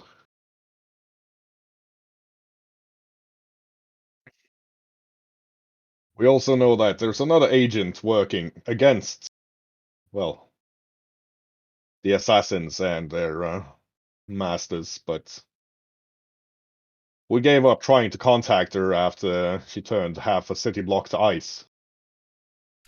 Ah, yeah. I think we might have met her. Just I a little. believe she might be an agent of, well, not Undeath. a necessarily hostile power, but definitely not a friendly one. And I prefer my blood to not be frozen, thank you very much. No, well, you know, we sort of met her when we fought our way out of the raunchy goat. It's better Right. to stay clear of her. Right now, she's a kind of my enemy's enemies thing. Clemens has set it off to find his partner. She was otherwise engaged last night, but we need to warn her and get her out of the gladiator pits and, well, into a better quality of company, if you would. We'll make sure we'll get her a room here as well. Indeed. Now, you had some adventures in Lightbridge, I take it. Is the situation with your family resolved? Kind of. So, Lainey's father was never in real danger. It was someone wearing a disguise. What I thought was my father was really my uncle. And he and my aunt are dead. Murdered because they wanted to tell me things. I don't know Well, where my cousin is, but he is. Fortunately, he joined the navy. But yeah, you are now the Viscount Contarini Monegro, my love. he looks puzzled at Vicomte. Is that like sort of a citrus fruit? Yeah, definitely. And also Duke. Ah, can't be right. And You're Tasha's married. also your sister-in-law. And Half he almost sister-in-law. chokes on his wine, like she's the what? And then where now? Half sister-in-law, technically speaking. As Victor always likes to say, there's rules, you know. Okay, this is making my head hurt. Does that mean that Baldigunda is sort of my half sister-in-law as well, if you marry? Yeah. Yeah. I need more wine. Oh, we haven't got to the half of it yet. Yeah, to sum it up quickly, it got kind of resolved, but more complicated at the same time. It seems my father is an former Holofaustian admiral who was a bit fond of the ladies. That's why I have a half sister. And he is lost somewhere. We don't know if he's still alive. I should think he is, because our seneschal is. He was bound by life force to me and my aunt and uncle. I can't imagine he wouldn't be to my father. Wait, we have a son-in-law. Seneschal. Oh, that's not the same thing, is it? No, this one will just take care of our house for us. Oh, that's excellent. Think butler. All right, there we go. Short words. I can approve of that. I love you. I know. Ida's father was also the one that founded the Order of the Unobscured Star. My parents are mixed up in it too somehow. And Ida's father knows Tasha's father. No, Ida's father is also my father, it seems. We just have different mothers. Well, So Tasha's father is probably pretty pissed at my father.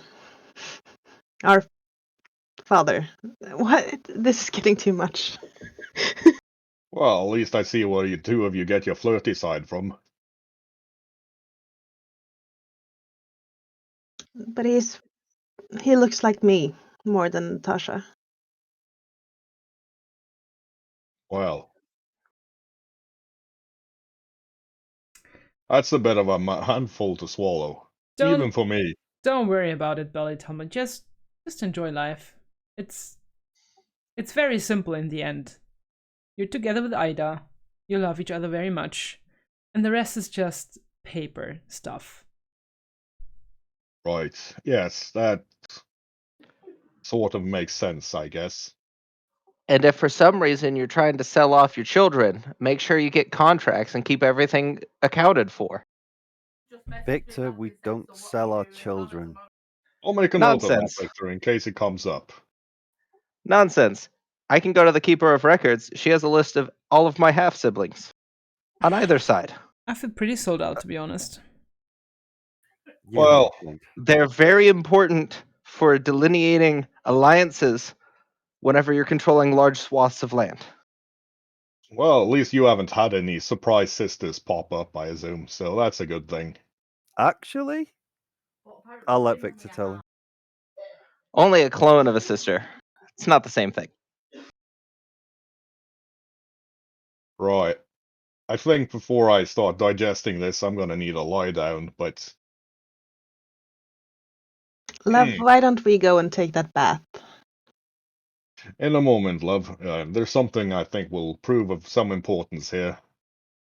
And he nods over to Baldigunda, and she is like, "Oh yes, those things. Shit, forgot about those." And she brings out two marble busts of Tasha's aunt and uncle, places them on the table. And then Belly Tumbler leans forward, knocks a couple of times on the forehead of one, and they're like, "Is this thing on?" And suddenly it makes a grimace and like, "Jeez, Belly Tumbler, you almost broke my cranium. Did you find them?" "Yes, we're here at the breakfast table with them right now." And the busts kind of look around. Well, one of them tries to jump a bit and scooch so that it faces towards Tasha. And Belly Tumbler lifts it and places it towards her. "Oi, you made your way to Hollowfaust, I see. Excellent. Yep. We'd love to come greet you in person, but there's a small issue of a respectable size army of assassins between you and us." Death threats. We get the picture. "Well, Laney, they're only threats if they don't actually try to act on them. These would be attempted murders." The idea is to stop that. We understand.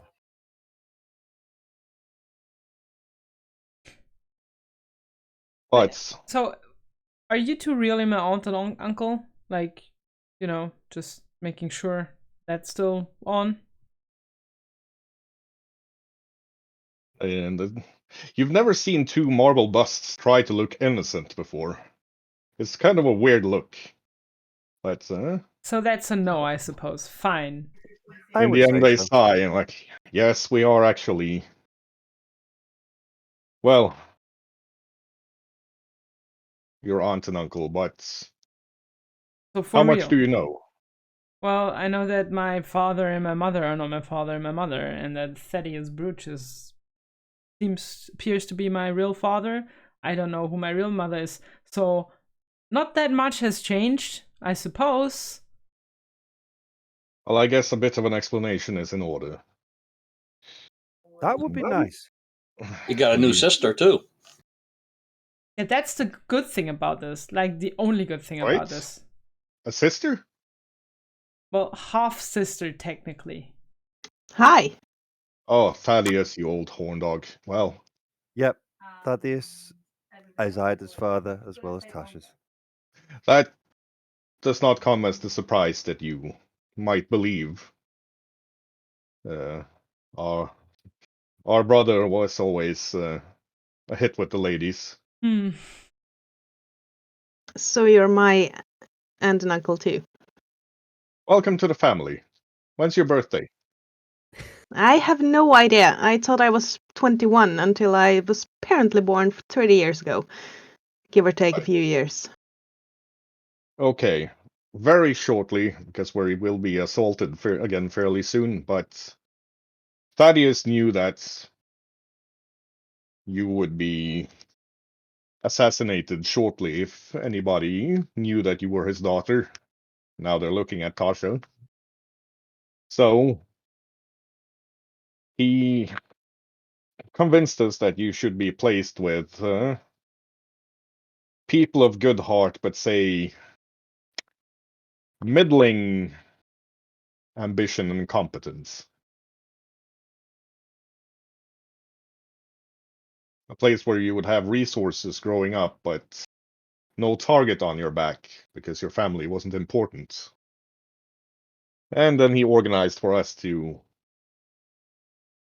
keep an eye on you. Although he did have some very clear requests, one of them being not to meddle once you found your adventurous spirit, as he was certain you would. And the other one, that you would always get a Christmas and well, not a Christmas, but a birthday present, and an Allers Day present. So, there's a lot of presents here for you to unpack once you can finally get to the mansion.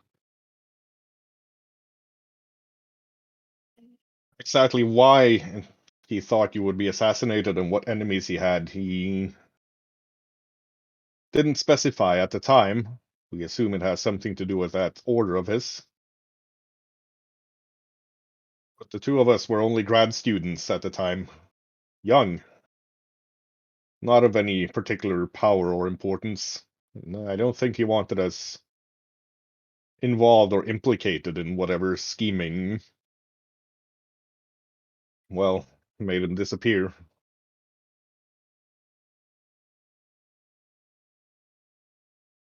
So, I suppose that my real name is not Katuma then.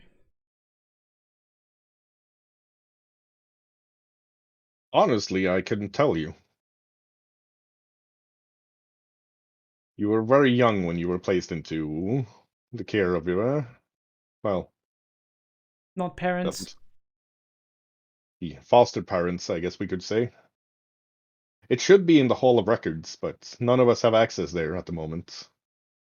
Except, well, you are a professor. If you could make your way there, the Guardians would let you pass, but the halls are sealed due to the current assassin infestation. I wonder if my mother knew. A good question. So, you're no relation of mine at all. That's a shame. I always enjoyed visiting your house. Well, I know Thaddeus knew your mother. I believe she went sailing with him on the trip when they disappeared. Oh no.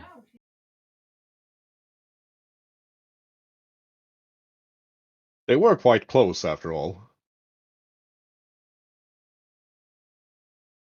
I don't even want to know. Mother.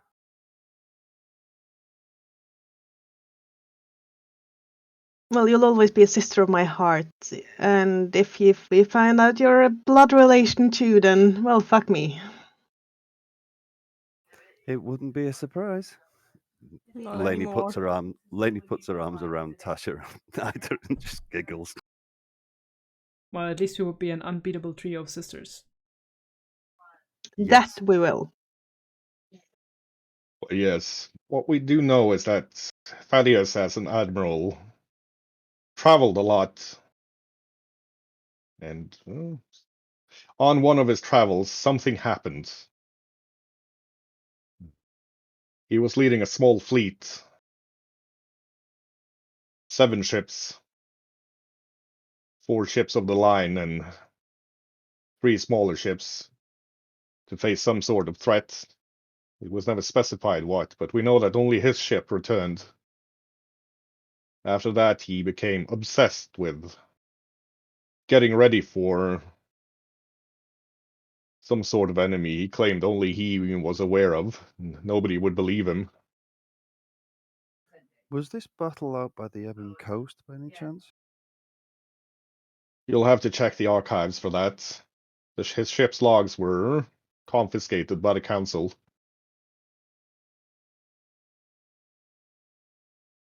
It is some 35 odd years ago.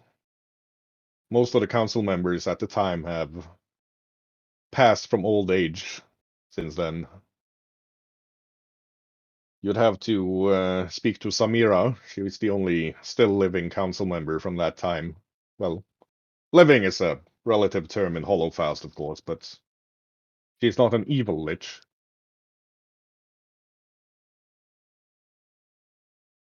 Yeah, And she has been on the council for a couple of centuries. She should be able to answer some questions. the world could use more less evil liches, you know? I'm Well, never gonna get used to this city. even Samira says that she has no idea why the spell that turned her into a lich didn't turn her evil like the process does with everybody else. And from what I understand, she has no intention of trying to replicate it. But she would know. Sadly, her manse is one of the most heavily attacked, and she has retreated into her own private demi-plane to better defend herself. Yeah, I think Some brave fools attacking a lich. Well, you would have to be both brave and a fool to attack any council members within the city confines of Hollowfaust, but this guild of assassins has demonic backing, half demons and summon demons augmenting the ghouls, in addition to weird green ghouls casting spells and some huge honking spiders that jump between realities. They've I think effectively we met one forced of the those. council into seclusion, leaving Hollowfaust in, well, it would be disarray if it wasn't for Tanke, who seems to be holding things together for so long, or at least up until now. Any vampires involved? Honestly, Laney, we couldn't tell you. We knew they were coming, having been warned by you, and we still barely survived the first wave. We've had to activate every guardian at our disposal. If the council could gather to wake the ivory dragon, then this would all be over quickly, but How do you wake the ivory dragon? you need at least 3/4 of the council gathered to have enough magical energy to pour into the ivory dragon to wake it. If we could secure the academy, could they gather there? Well, you would have to. The ivory dragon's activation room is in the cell basement of the academy. Well, then how about this? You let the council know they should keep an eye out, and we will try to secure the academy to a degree where they can do the ivory dragon thing. Absolutely.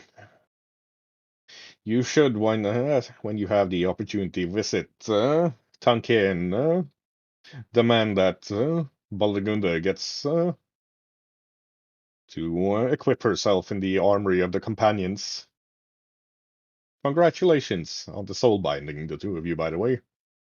Thank you. It's just, can you teach me how to make this? You know, the stars are kind of having their own head. Seems. I can't control the star stuff. It's annoying.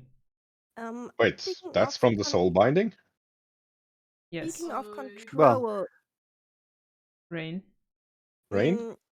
how sure are you that this dragon will be under control and not just slaughter everyone? I mean, our record with dragons is not the best. I mean, this is a Holofaust approved measure of defense. If this thing is not under control in the city of necromancers and wizards and sorcerers, then there's not a lot of things I have faith in the city, but this is one of them. I Yes. trust you completely. Looks like the Baron wants to say something. Rain, at this point, it's been only the chromatic dragons that we've been having issues with. The green, the black, and the Dracolich, but I don't know what category that falls under. Undead. I haven't heard of any of the, say, good side attacking, but we haven't heard much neither. They seem to be always the evil ones that are attacking us. Okay. Well, the Ivory Dragon, well, even we can't tell too many of the Council's secrets. Let's just say it's not a lich, even though it is made of bones, and it is the last and most powerful line of defense for Holofaust, but activating it, we do need enough council members, and we do need enough magical energy to actually make it happen.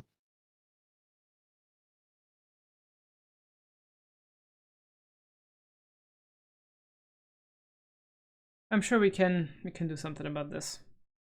Those stars you mentioned, I've never heard of anything like that from a soul binding at the temple.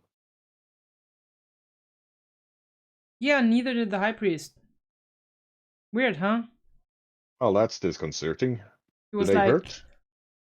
no. He was like, are you carrying two souls? I'm like, no. I told him about the Shard of Ixtab, but that's not present anymore, so that can't be it. Oh. And I mean, don't get me wrong, those I do like the flare, they are very nice. It's just they also seem to be, you know, very strongly indicating mood swings and stuff. I would like to have them under more control, if possible. Well, just remember to issue a citizen's coin to each of your companions. The patrols at night have been instructed to apprehend, and if that proves difficult, slay anybody not carrying a citizen's coin.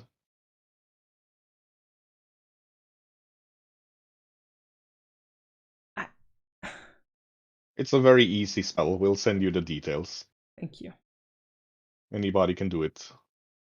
Well, not anybody, but a professor of Holocaust can do it. I hope so. And your professorate has been made official. Yeah, yeah, thank you.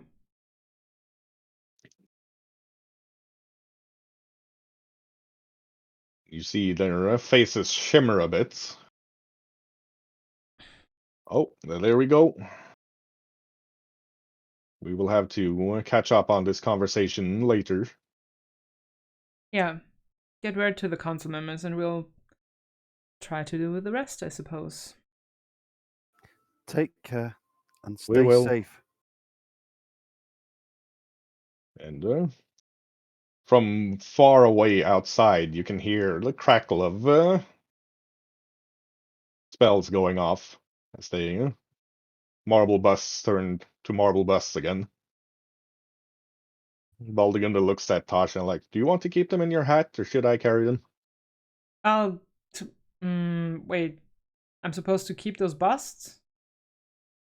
Yes, there's some sort of magical Why did they give me? communication device. Why did they give me the chalkboard then? Oh, whatever. These only work within the city's limits of Hollowfaust. Fine. And they're kind of, well, bulky. Yeah, I'll I just have- carry. I have my bag of holding, if you want me to keep hold of them. I mean, sure, why not? I would have just put them in my hat, but you know.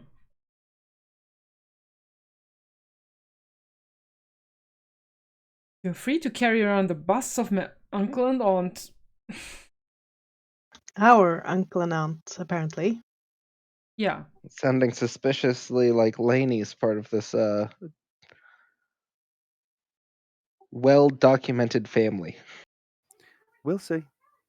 It doesn't matter. I love them anyway. And I'm the only one that got his eyes and complexion. I'm okay with that. I'm wondering if you two are the ones that got weapons. Right. Well, one of the white-clad servants comes up to you and like, your tent has been prepared. Thank you. Please, if you will all follow me. I rise from the table. He leads you out through one of the portals in the inn into, well, what seems like a very large Bedouin tent with a pool in the middle. Some nice benches and to sit on to enjoy the calming breeze flowing through the tent. It's got two openings on opposite sides. Nods over to the different beds placed around inside the tent as well, and only the finest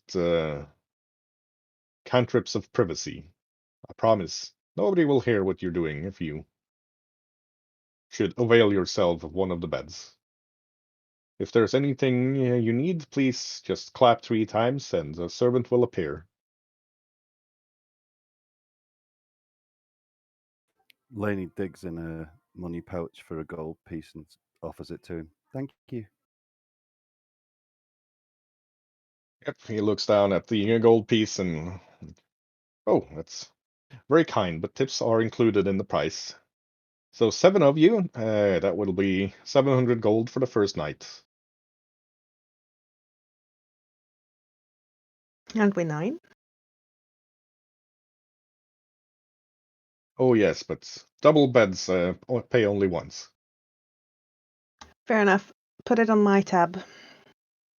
Very well. And I Let hand me- him the banknote from the Lightbridge Bank so that they'll take care of it. And he walks out, just disappearing once he passes the tent wall.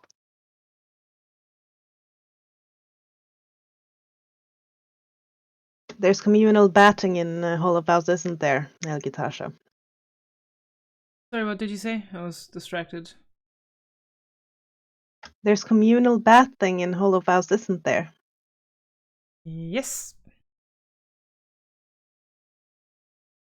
I feel my Lightbridge sensibilities rising, but then I really, really need a bat, so.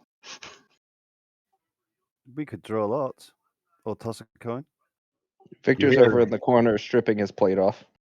Yeah, you hear splashing, and those of you taking a look that way are subjected to a full moon as Belly Tumbler gets into the lake in the oasis. One in Hollowhouse, I say, and strip off my clothes and follow. When in Hollowfaust, you will follow Faust. Yep.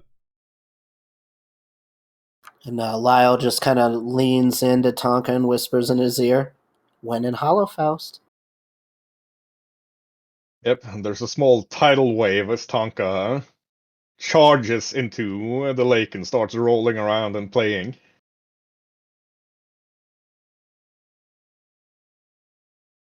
And then Lyle kind of chuckles to himself and goes and works on his notes. Rain will just sit at the edge, putting her feet in, afraid she will drown from all these waves if she gets in further. Can you make a magical like ball of water, Tasha? Yes. Can I have one? Hard to. Well, I can create water. I'm not sure if I can make it throwable, but I'll try. Snowball out of water. So Tasha's Oh, gonna yes. use the create water spell, and she would like to pair it with a ray of frost to just coat the outside enough so it is throwable, but when it impacts, it's not really, the outer shell is just breaking like a water balloon, just with a very thin, icy frost shell that's not hurting anybody. Yeah, I'd say that sounds like fun, and we'll allow it. Tasha's. I'm gonna chuck it at Lyle. Can I dodge? Do I get a chance to dodge this at all?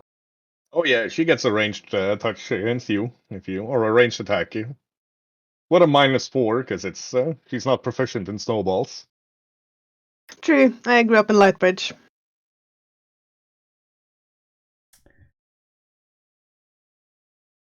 Now you get those rolls. Yeah. So that'll be a 30, 40 almost. She manages to soak Lyle. You need a Oh. bath too. We don't all smell like feet in this party. I laughed myself silly and washed myself. You have bigger feet than all of us, though. Excuse me? And hairier ones. Whoa, whoa, whoa!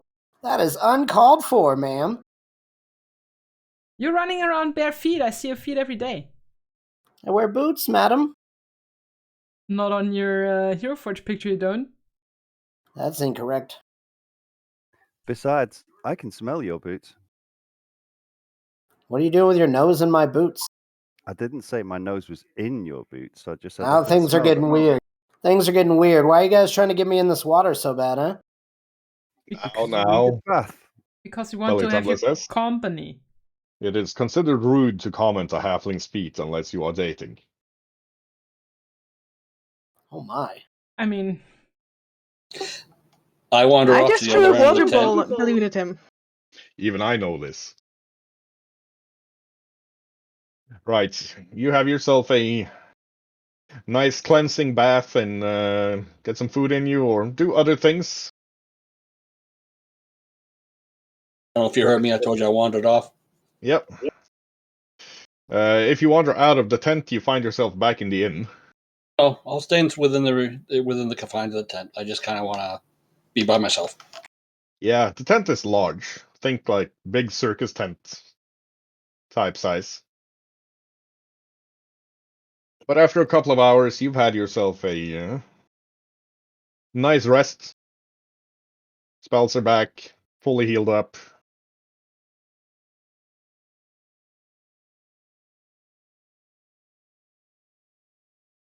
I'm gonna put on one of the dresses I got from apparently my aunt as well.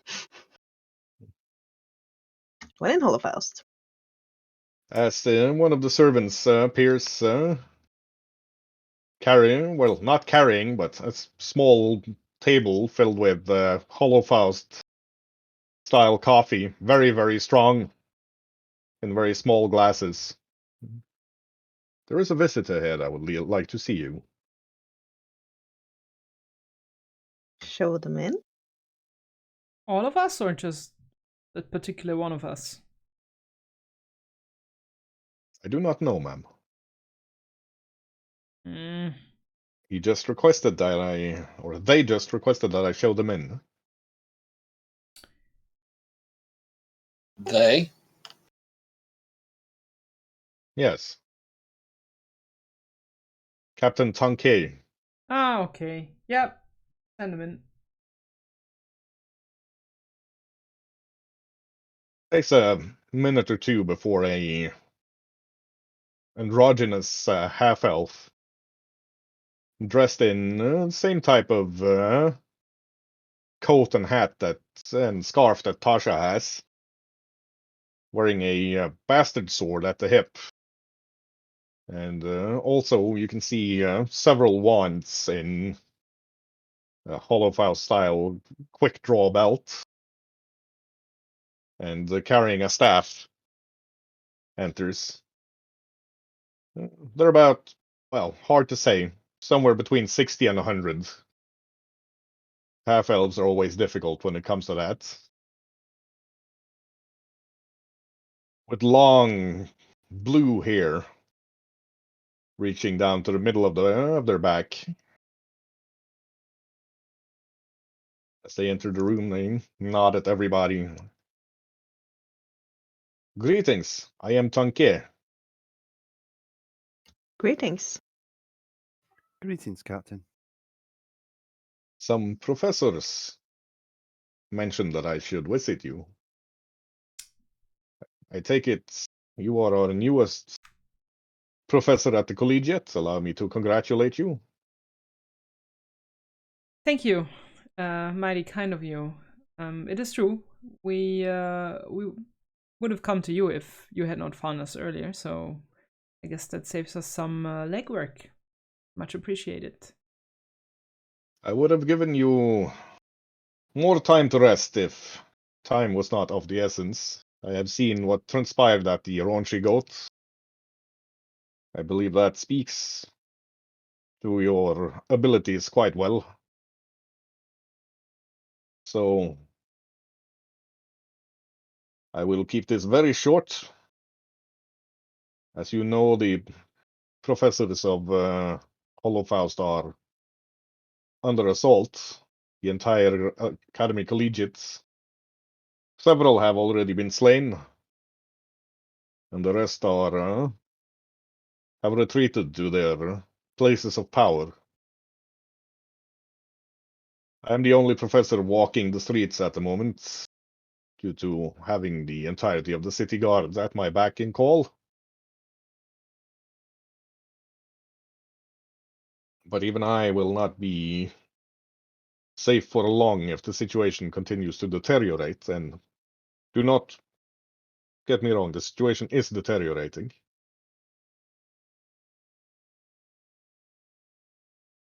Yes. We talked to Professor Almasi and Professor Safar. We thought it might be a good idea to secure the summoning room for the ivory dragon so the professors can step out and summon it. Also, my soulmate would need a new set of armor. Ah, you have bonded. My congratulations. Thank you. There is one problem with your plan. We need the dean of the academy to be able to access the summoning room. And Councillor Laktawala has retreated into her private demiplane. That means somebody would have to go fetch her. Well,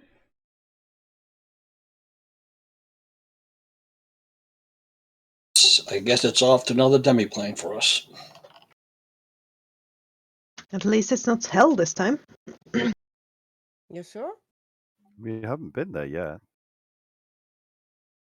The captain just gives you a slightly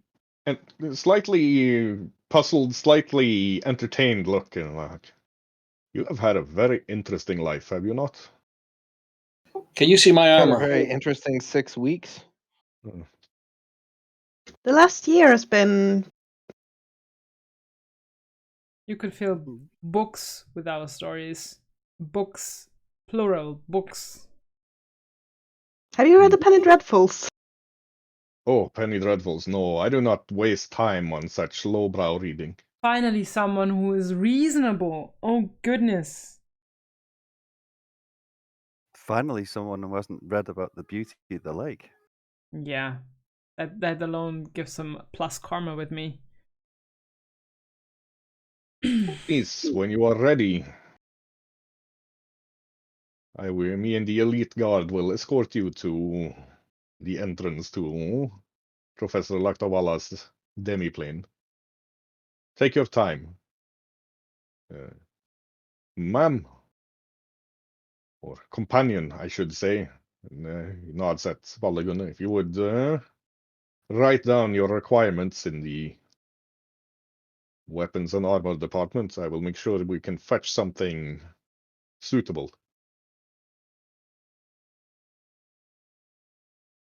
Is it not safe for Princess Baldegunda to go to the elite guard's armory? I would not consider it safe for any of the academy or their companions to move about in Holofaust at this time. You may not see it, but there are several battles being fought.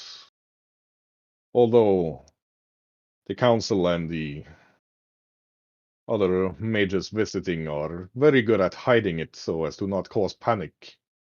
We do not want any unneeded deaths due to rioting or people trying to escape into the desert. Understood, Captain. Thank you.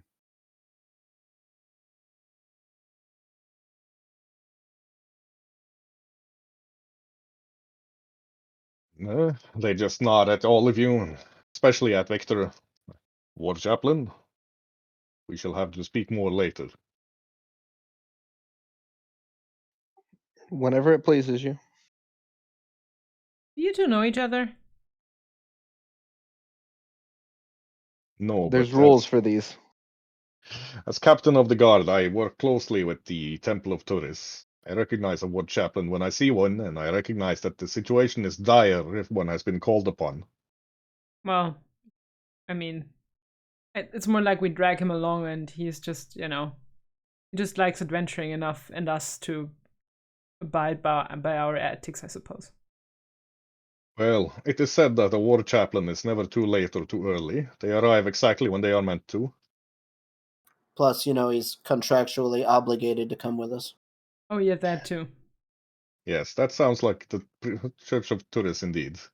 But I do believe he enjoys our company a little bit. Now, if you will excuse me, I shall go make preparations. Thank you.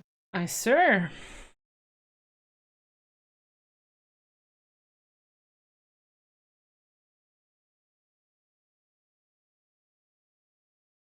I guess we'll just have to make sure we are as comfortable as possible when we go out into the heat again. I say and sigh, looking down at my breezy dress and look over to my armor. I mean, I can frost all of your armors. I think that'll be too cold for me. Victor has prestidigitated all his gear clean and is putting it back on. What heat? I don't think leather would react too well to the cold. It is magical cold. I can also use prestidigitation to chill you all down. That's a little softer, but That would be better, I think. Well, then I was wondering if we could get some of that to invest in the material that Tasha's coat's made of. it is good material, but it is not as hardy as leather or plate. And I am sorry to disappoint everybody, but currently I don't have the endurance that I usually have, so we will have to cut the session a bit short because the room is starting to spin. But if you have any scenes you want to play that you don't need me for, I'll be back in a moment. And if not, please look for somebody to raid and we'll do the debrief afterwards. Nope, I got nothing. I think that's probably a good spot. So we should do our regular goodbyes.